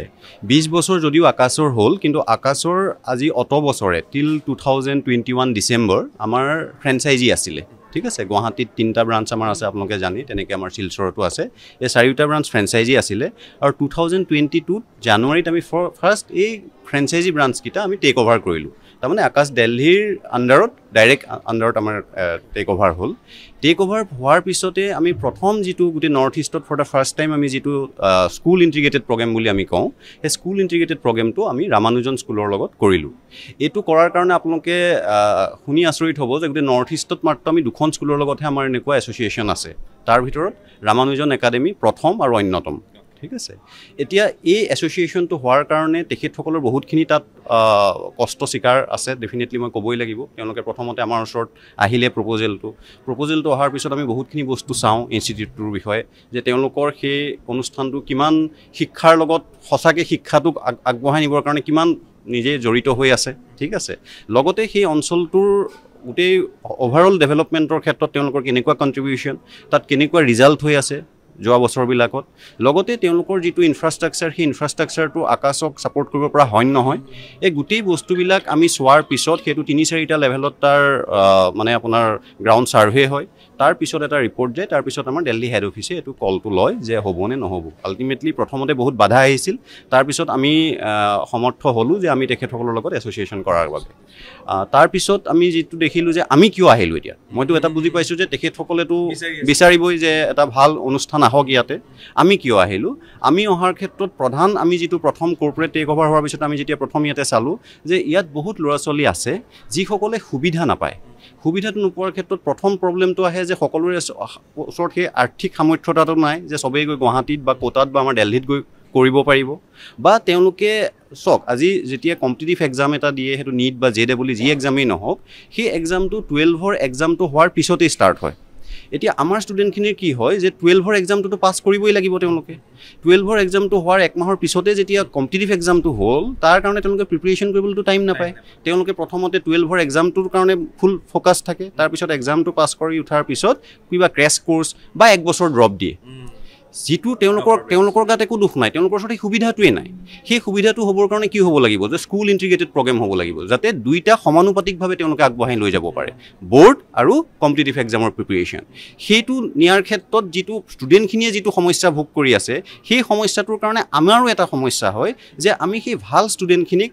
উপযুক্ত সময়ত নাপাওঁ, যাৰ বাবে অসমৰ পৰা ভাল ৰিজাল্ট আজি অল ইণ্ডিয়া লেভেলত যেতিয়া এক্সামবিলাক হয় টপ 100 বা টপ 50ত আমাৰ ৰিজাল্ট উলিয়াবলৈ আমাৰ ক্ষেত্ৰত কিছুমান চেলেঞ্জ আহে, যিহেতু আমি সেই ষ্টুডেণ্টক 3 মাহ বা 8 মাহৰ কাৰণে পাওঁ। 3 মাহ বা 8 মাহত যেনেকৈ আপোনালোকে জানে যে ভুকুতেটো কলটো নপকে, ষ্টুডেণ্টজনক যিমান বেছি তেওঁ প্ৰেছাৰ ল'লেও সেই ৰিজাল্টটো ওলাবগৈ নোৱাৰে। কিন্তু যদি আমি এনেকৈ স্কুল ইণ্টিগ্ৰেটেড প্ৰগ্ৰেম কৰোঁ, তেতিয়া কি হয়, ষ্টুডেণ্টজনে বৰ্ডৰো এটা তেওঁলোকৰ ভাল প্ৰিপেৰেশ্যন হৈ যায়, যিহেতু তেওঁলোকে এখন ভাল স্কুলত অধ্যয়ন কৰি আছে, লগতে তেওঁলোকে কম্পিটিটিভ এক্সামৰ কাৰণে যিখিনি তেওঁলোকক সহযোগিতা লাগে সেই সহযোগিতাখিনিও আকাশৰ পৰা পাই যাব। এতিয়া আমি ইয়ালৈ অহাৰ পিছত তেওঁলোকে কেনেকুৱা ধৰণৰ সুবিধাবিলাক পাইছে যিবিলাক অন্য অনুষ্ঠানত পাবলৈ সক্ষম নহয়। প্ৰথম কথাটো হ'ল যে শিক্ষক এতিয়া আকাশৰ আপোনালোকে জানে যে বহুত এক্সপিৰিয়েঞ্চ থকা ফেকাল্টি আমাৰ আছে, বহুত পুৰণা ফেকাল্টি, তেখেতসকলৰ যিটো গাইডেঞ্চত তেওঁলোকে যিখিনি আগবঢ়াব পাৰে সেইখিনিতো আছেই। কিন্তু আপোনালোকে জানে যে অকল শিক্ষক হ'লে এটা ভাল ৰিজাল্ট উলিয়াব নোৱাৰে। যেনেকৈ আপুনি আজি শ্ব'টো কৰি আছে, অকল আপোনাৰ দ্বাৰা এটা ভাল এইটো ছাকচেছ হ'ব নোৱাৰে, তাত বহুতখিনি মানুহ তাত জড়িত হৈ আছে, এটা ছিষ্টেম আপুনি হয়তো ডেভেলপ কৰিছে। সেই তেনেকুৱা এটা ছিটুৱেশ্যন বা তেনেকুৱা এটা অৱস্থান আমাৰ আকাশৰ আছে, যে আকাশটোক এটা ছিষ্টেমে ড্ৰাইভ কৰে। যেনেকৈ মই আপোনাক ক'লোঁ যে আকাশৰ আজি অসমত 20 বছৰ হৈ গ'ল, ঠিক তেনেকৈ আকাশৰ 35 বছৰ অধিক কাল হৈ গ'ল ভাৰতবৰ্ষত নিজৰ শিক্ষাদান কৰি থকা। আৰু এই 35 বছৰত যদি আপুনি প্ৰতি বছৰে ৰিজাল্টবিলাক চাই, আমাৰ যিটো কনচিষ্টেঞ্চি, সেই কনচিষ্টেঞ্চিটোৰ লগতে আমাৰ টপাৰ, লগতে অভাৰঅল ৰিজাল্ট, অকল টপাৰটো চালেও নহ'ব, টপাৰ কোনোবা কোচিং নকৰাকৈও কোনোবাই টপ কৰিব পাৰে, সেইজন সেই ষ্টুডেণ্টজনৰ সেইটো কোৱালিটি। কিন্তু অভাৰঅল ৰিজাল্ট, এভাৰেজ ৰিজাল্টটো কিমান প্ৰতি বছৰে আমি ওপৰত লৈ যাব পাৰিছোঁ, সেইটোৰ ওপৰত ডিপেণ্ড কৰে সেই অনুষ্ঠানখনৰ মানদণ্ড। সেই মানদণ্ডটো আপুনি যদি চাই যে আকাশে প্ৰতি বছৰে তেনেকৈ ওপৰলৈ লৈ যাব পাৰিছে, যাৰ কাৰণে আজি 35 বছৰৰ অধিক কাল এই প্ৰতিযোগিতাৰ ক্ষেত্ৰখনত আমি টিকি থাকিব পাৰিছোঁ। ছেকেণ্ড কথাটো হ'ল যে কি ইউনিক, কি ছিষ্টেম। আমাৰ ইয়াতে যেতিয়া ষ্টুডেণ্ট এজন এনৰোল হয়, তেওঁ আজি এই বাইহাটাৰ এই ৰামানুজন স্কুলত থাকিয়ে তেওঁ সৰ্বভাৰতীয় পৰ্যায়ৰ প্ৰতিযোগিতামূলক পৰীক্ষাবিলাকত অৱতীৰ্ণ হোৱাৰ এটা সুযোগ পাই যায় প্ৰায় 2 মাহৰ পৰাই। তাৰমানে আমাৰ যিবিলাক ইণ্টাৰনেল এক্সামবিলাক হয় অল ইণ্ডিয়া লেভেলত হয়। যদি কোনোবা এজন ষ্টুডেণ্টে আজি নিটৰ প্ৰিপেৰেশ্যনৰ কাৰণে ইয়াতে এনৰোল হৈছে, ছাপ'জ ইয়াতে ক্লাছ 11ত এনৰোল হৈছে for NEET preparation along with our coaching, এতিয়া তাতে কি হ'ব, সেই ষ্টুডেণ্টজনৰ যিবিলাক আমাৰ ইণ্টাৰনেল এক্সাম হয়, সেই এক্সামবিলাকত একজেক্টলি নিটৰ পেটাৰ্ণতে কুৱেশ্যন পেপাৰখন পেন ইণ্ডিয়া হয়, যিটোক আমি অল ইণ্ডিয়া আকাশ টেষ্ট চিৰিজ বুলি কওঁ। সেইটো বছৰটোত প্ৰায় 8 বাৰ হয় সেইটো এক্সাম। সেই এক্সামটোত যেতিয়া ষ্টুডেণ্টজনে পৰীক্ষাটো দিব, তেতিয়া তেওঁ ষ্টেট ৰেংক, নেশ্যনেল ৰেংক আৰু ব্ৰাঞ্চ ৰেংক মানে যেনেকৈ আপোনালোকে জানে যে ৰামানুজন একাডেমীখন আমাৰ ধাৰাপুৰ ব্ৰাঞ্চৰ লগত এছ'চিয়েট হৈ আছে, গতিকে ধাৰাপুৰ ব্ৰাঞ্চৰ ষ্টুডেণ্ট আৰু ৰামানুজনত পঢ়ি থকা ষ্টুডেণ্টখিনিৰ যিটো ৰেংক সেইটো হ'ল ব্ৰাঞ্চ ৰেংক। তেওঁ অনুমান কৰি ল'ব পাৰে আৰু তেওঁ তাৰ ওপৰত বেছ কৰি ষ্ট্ৰেটেজিটো নেক্সট প্লেন কৰিব পাৰে। আমাৰ একাডেমিক টিমে, আমাৰ এটা ৰিচাৰ্চ এণ্ড ডেভেলপমেণ্ট টিম দিল্লীত বহি আছে, তেওঁলোকে প্ৰতিজন ষ্টুডেণ্টৰ কাৰণে এটা ষ্ট্ৰেটেজি বনায়। সেই ষ্ট্ৰেটেজিটো কিহৰ ওপৰত বেছ কৰি হ'ব, যে on the basis of their past result. সেই ৰিজাল্টটো কোনটো ৰিজাল্ট, কম্পিটিটিভ এক্সামৰ ৰিজাল্ট। বৰ্ডত তেওঁ হয়তো 100ৰ ভিতৰত 100 পাই আছে, কিন্তু সেই একেজন ষ্টুডেণ্টে কম্পিটিটিভ এক্সামত 50ও পাব পাৰে। কিয়, যে কম্পিটিটিভ এক্সামৰ যিটো কুৱেশ্যনৰ পেটাৰ্ণ সেইটো হ'ল এপ্লিকেশ্যন বেছড। সেইটোৰ ক্ষেত্ৰত আমি কেনেকৈ গম পাম যে আমাৰ সেই অল ইণ্ডিয়া লেভেলৰ এক্সামবিলাকত তেওঁ সেইটো গম পাই যায়। ষ্টুডেণ্টজনে নিজেও গম পালে যে মই ৰামানুজন একাডেমীতটো মই টপ কৰি আছোঁ, কিন্তু অল ইণ্ডিয়া লেভেলত মই যে 2 বছৰৰ পিছত নিট এক্সামটো দিম, তেতিয়া মোৰ পজিশ্যনটো ক'ত থাকিব, তাৰ বস্তুটো তেওঁ এতিয়াই গম পায় যে 11ত থাকোঁতে আমাৰ এই নিজৰ এক্সাম কৰি থাকিব পাৰে। ৰাইট, থেংক ইউ ছাৰ ইমানখিনি জনোৱাৰ বাবে তথ্য। আৰু এইখানে ক'লোঁ মই এওঁলোক মানে ৰামানুজন শৰ্মা ডাঙৰীয়া আৰু আকাশৰ শ্যামল বৰঠাকুৰ ৰিজনেল হেড, এওঁলোকৰ টাই-আপত এই অনুষ্ঠানভাগ চলি গৈ আছে আৰু মই পৰাশৰে আপোনালোকক জনাবলৈ চেষ্টা কৰি আছোঁ। এনেকৈ আৰু বেছি দীঘল নকৰোঁ, আমি সামৰিব বিচাৰিম, গোটেই কথাখিনি তথ্যখিনি আপোনালোকক জনাবলৈ চেষ্টা কৰিছোঁ। চাওক, ৰামানুজন একাডেমীয়ে ছায়েন্সৰ কাৰণে ইণ্টিগ্ৰেটেডৰ ব্যৱস্থা কৰিছে, কিন্তু আৰ্টছৰ কাৰণে খুব কম একাডেমী বা ইনষ্টিটিউশ্যনে চিন্তা কৰে। কিন্তু ৰামানুজনে চিন্তা কৰিছে যে আৰ্টছৰ যিসকল ছাত্ৰ ছাত্ৰী আছে তেওঁলোককো কিবা এটা কামত ব্যস্ত ৰখা ভাল, আৰু তেওঁলোকক যাতে UPSC APSCৰ কাৰণে তেওঁলোকে যাতে কোচিং কৰি থাকিব পাৰে, ইণ্টিগ্ৰেটেডে হ'ল আল্টিমেটলি, নহয় জানো, তাৰ বাবে ব্যৱস্থা কৰি ৰাখিছে। ছাৰ নমস্কাৰ। আৰু কেনেকৈ কৰিছে মই পিছফালে দেখুৱাই আছোঁ, APSC UPSC সকলোবিলাকৰ কোচিং তেওঁলোকে কৰি ৰাখিছে। ছাৰ নামটো কওক আৰু কেনেধৰণে ব্যৱস্থাটো কৰি আছে, প্ৰক্ৰিয়াটো কেনেকৈ চলি আছে? মোৰ নাম শুভম দে মই ইয়াতে যোৱা 2 বছৰৰ পৰা জড়িত হৈ আছোঁ আৰু আমি দেখা পাওঁ বহিৰাজ্যত যেনেকৈ বিহাৰ ইউপিত তাতে ল'ৰা ছোৱালীবিলাকে সৰুৰ পৰা সপোনে এইটো থাকে যে আমি প্ৰশাসনিক বিষয়া হিচাপে নিজক চাব বিচাৰোঁ আমাৰ ইয়াতে এই সপোনটো আমি অকণমান দেৰিকৈ চাওঁ মাষ্টাৰ্ছ বা গ্ৰেজুৱেশ্যনত গ'লে তেতিয়া গৈ কিবা টিচাৰে কৈছে বা আজিকালি যেনেকৈ কিবা ৰিল চাই আমাৰ সেই হেঁপাহটো আহে আমি বিচাৰোঁ যেন স্কুলৰ ল'ৰা ছোৱালীক এই হেঁপাহটো অকণমান আগৰ পৰা যদি দিব পাৰোঁ হায়াৰ ছেকেণ্ডেৰীৰ পৰা যদি দিব পাৰোঁ আৰু তাৰ কাৰণে আমি ইহঁতক এটা ভাল ইউনিভাৰ্চিটি যেটো CUET দি পাব আজিকালি আমাৰ কটনতো CUETটো কম্পালচাৰি হৈ গৈছে আমি ভাবি আছোঁ গুৱাহাটী ইউনিভাৰ্চিটিও এইটো কম্পালচাৰি কৰি দিব তো ভাল এটা ইউনিভাৰ্চিটি আৰু নেক্সট আফটাৰ গ্ৰেজুৱেশ্যন ইহঁতৰ কাৰণে প্ৰশাসনিক বিষয় হিচাপে এটা ভাল হেৰি ইহঁতে যেন এটা স্কোপ যেন পায় আমাৰ এইটোৱে টাৰ্গেট এতিয়া প্ৰাইমেৰী টাৰ্গেট ছাৰ নমস্কাৰ আপোনাৰ নাম মোৰ নাম ভগত তাঁতী ছাৰ আপুনি কি পঢ়ায় তেওঁলোকক আৰু কেনেকৈ ইণ্টিগ্ৰেটেড কেনেকৈ কৰিব পাৰিছে আৰ্টছক আচ্ছা মই বেচিকেলি হিষ্ট্ৰী পঢ়াওঁ তেওঁলোকক হয় চ' বেচিকেলি ইণ্টাৰেকশ্যনৰ ক্ষেত্ৰত যদি আমি চাওঁ ৰিগাৰ্ডিং CUET বা প্ৰশাসনিক বিষয়ৰ যোনখিনি এক্সামিনেশ্যন হয় সেইখিনিৰ ক্ষেত্ৰত হিষ্ট্ৰীক যিমান পাৰি আমি এনজয় কৰোঁ প্ৰথম অৱস্থাত আমি এনজয় কৰোঁ আৰু এনজয়মেণ্টৰ জৰিয়তে কাৰণ জেনেৰেলি আমাৰ নিজৰ মাজত এটা ধাৰণা আছে আৰু চবৰে মাজত এটা ধাৰণা আছে যে history is ছাচ A boring subject বুলি কয় চবেই কিন্তু বৰ্তমানৰ প্ৰেক্ষাপটত যদি আমি চাওঁ হিষ্ট্ৰীৰ যোনটো মান্যতা আমি বেচিকেলি কম্পিটিটিভ এক্সামিনেশ্যনবিলাক যদি আমি চাওঁ তেনেহ'লে সেই ক্ষেত্ৰত বহুত বেছি বাঢ়িবলৈ ধৰিছে আৰু আমি সেইখিনিক মানে আগন্তুক দিনত সেইখিনিক ফ্ৰণ্টত ৰাখি আমি সিহঁতৰ লগত ইণ্টাৰেক্ট কৰিবলৈ ট্ৰাই কৰোঁ আৰু ফিউচাৰ পাৰ্চপেক্টিভ যিখিনি হয় লাইক CUET আছে CUETৰ লগতো আৰু NCET বোলাও এটা এক্সামিনেশ্যন আছে চ' সেইখিনিৰ ক্ষেত্ৰতো আমি সিহঁতক গাইড কৰোঁ আৰু বেচিকেলি ভাগকৈ সিহঁতৰ লগত ডিছকাছ কৰা হয় যাতে সিহঁতে গোটেই পৰ্চনটো বুজি পাওক history regarding ancient medieval modern প্ৰটো গোটেইখিনি আৰু ঠিক তেনেধৰণে আমি ইণ্টাৰেক্ট কৰোঁ মানে নিশ্চয় আপোনালোকে বুজিছে ছায়েন্সৰ যিসকল ছাত্ৰ ছাত্ৰী থাকে তেওঁলোকে ইণ্টিগ্ৰেটেড কৰিবৰ কাৰণে সদায় আগ্ৰহী বা এইবিলাক দেখুৱাই দিয়া হয় পথটো আৰ্টছৰ কাৰণে এই কথাখিনিয়ে পাতি আছোঁ তেওঁলোকে যাতে ইণ্টিগ্ৰেটেড হৈ থাকিব পাৰে পঢ়ি থাকিব পাৰে বাইদেউ আপুনি কি পঢ়ায় আৰু পলিটি পঢ়াওঁ হয় মোৰ নাম দীক্ষিতা চহৰীয়া মই পলিটি পঢ়াওঁ ইয়াতে আৰু কেনেকুৱা লাগে যেতিয়া মানে এইখন ৰামানুজন একাডেমি এইটো যে ব্যৱস্থাটো কৰিছে ছাত্ৰ ছাত্ৰী উপকৃত হৈছে কিমান বছৰ হ'ল আপোনালোকৰ 2021ৰ পৰা চিন্তা চৰ্চা মানে কৰি পেলাই ফুল ফ্লেজ এতিয়াতো পুৰা ফুল ফ্লেজত চলি আছে আৰু কমপ্লিটলি ষ্টুডেণ্ট অৰিয়েণ্টেড হয় ইয়াতে ষ্টুডেণ্টখিনিৰ মানে যেতিয়া সম্ভাৱনাসমূহ যাতে গঢ় ল'ব পাৰে ইয়াতে তেওঁলোকে ভৱিষ্যতে গৈ যিটো আমাৰ প্ৰতিযোগিতাৰ দৌৰ তাত যাতে ভালকৈ অৱতীৰ্ণ হ'ব পাৰে নিজকে ৰেডি কৰাব পাৰে তাৰ কাৰণে বেষ্টটো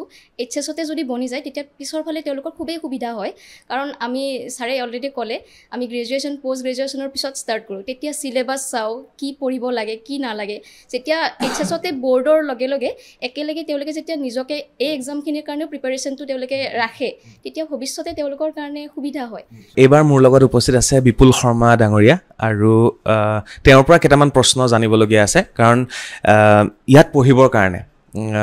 দুখীয়া ছাত্ৰ ছাত্ৰীয়ে কেনেকুৱা ধৰণৰ সুবিধা লাভ কৰিব বা দুখীয়া ছাত্ৰ ছাত্ৰীৰ বাবে কিবা বেলেগ ব্যৱস্থা আছে নেকি সুবিধা আছে নেকি ছাৰ নমস্কাৰ নমস্কাৰ প্ৰথমটো প্ৰশ্ন এইটোৱে দুখীয়া ছাত্ৰ ছাত্ৰীৰ বাবে ৰামানুজনে কিবা ব্যৱস্থা কৰিছে নেকি নিশ্চয় তেনেকুৱা আমাৰ দুখীয়া ছাত্ৰ ছাত্ৰী আমি সহায় কৰোঁ আমিও বহুত বেছি ইমান স্বচ্ছল ঘৰৰ ল'ৰা নাছিলোঁ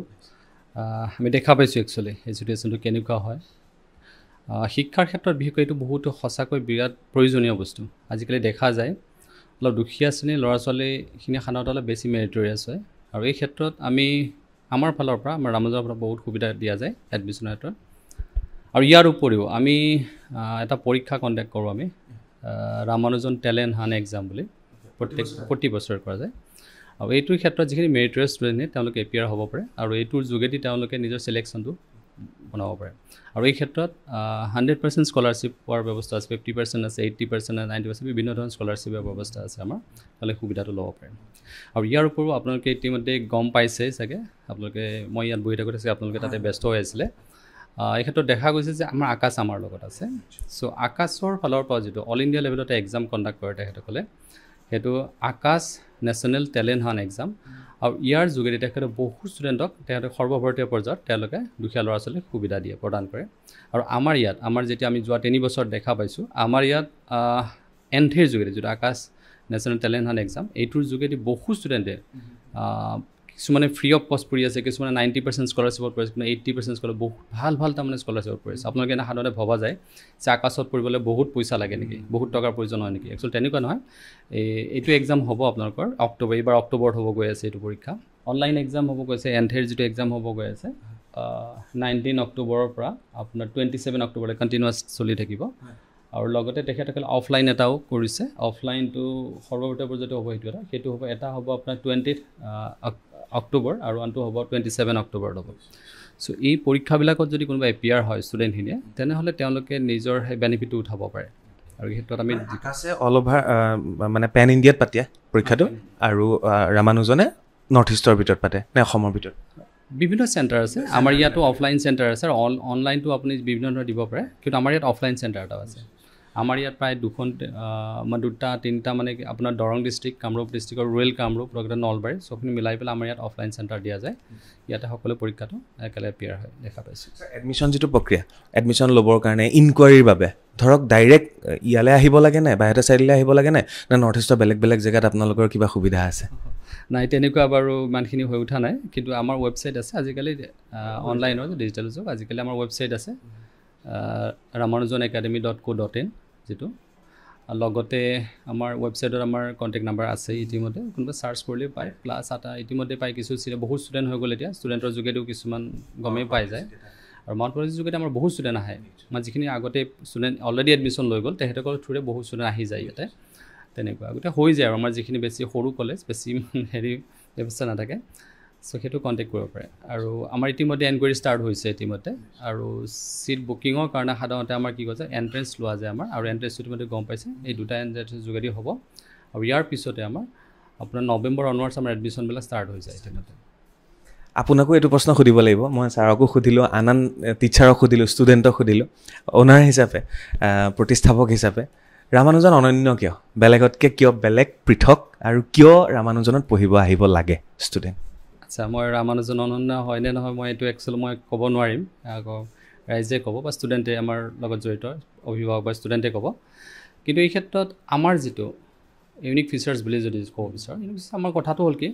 সাধাৰণতে কি হয় ছায়েন্স এডুকেশ্যন যেতিয়া পঢ়িব যায় বা আমাৰ কলেজত কোনোবা আৰ্টছতো আজিকালি দেখা যায় কিছুমান ছাবজেক্টত টিউশ্যন লয়। আমাৰ কমপ্লিট টিউশ্যন ফ্ৰী এডুকেশ্যন, আমি লাষ্ট 10 years আমি complete tuition free education provide কৰি আছোঁ। সেইটোৱে মই ভাবোঁ আমাৰ কাৰণে এটা ছাকচেছৰ এটা মেইন জৰিয়া। আৰু কাৰণ ষ্টুডেণ্টবিলাকে ৰাতিপুৱা গধূলি যদি টিউশ্যনৰ পিছত দৌৰি ফুৰিব লগা হয়, তেনেহ'লে ষ্টুডেণ্টৰ সময়বিলাক যায়, ছেল্ফ ষ্টাডি কমি যায়, আৰু সেইটো ষ্টুডেণ্টে ভাল ৰিজাল্ট কৰিব নোৱাৰে।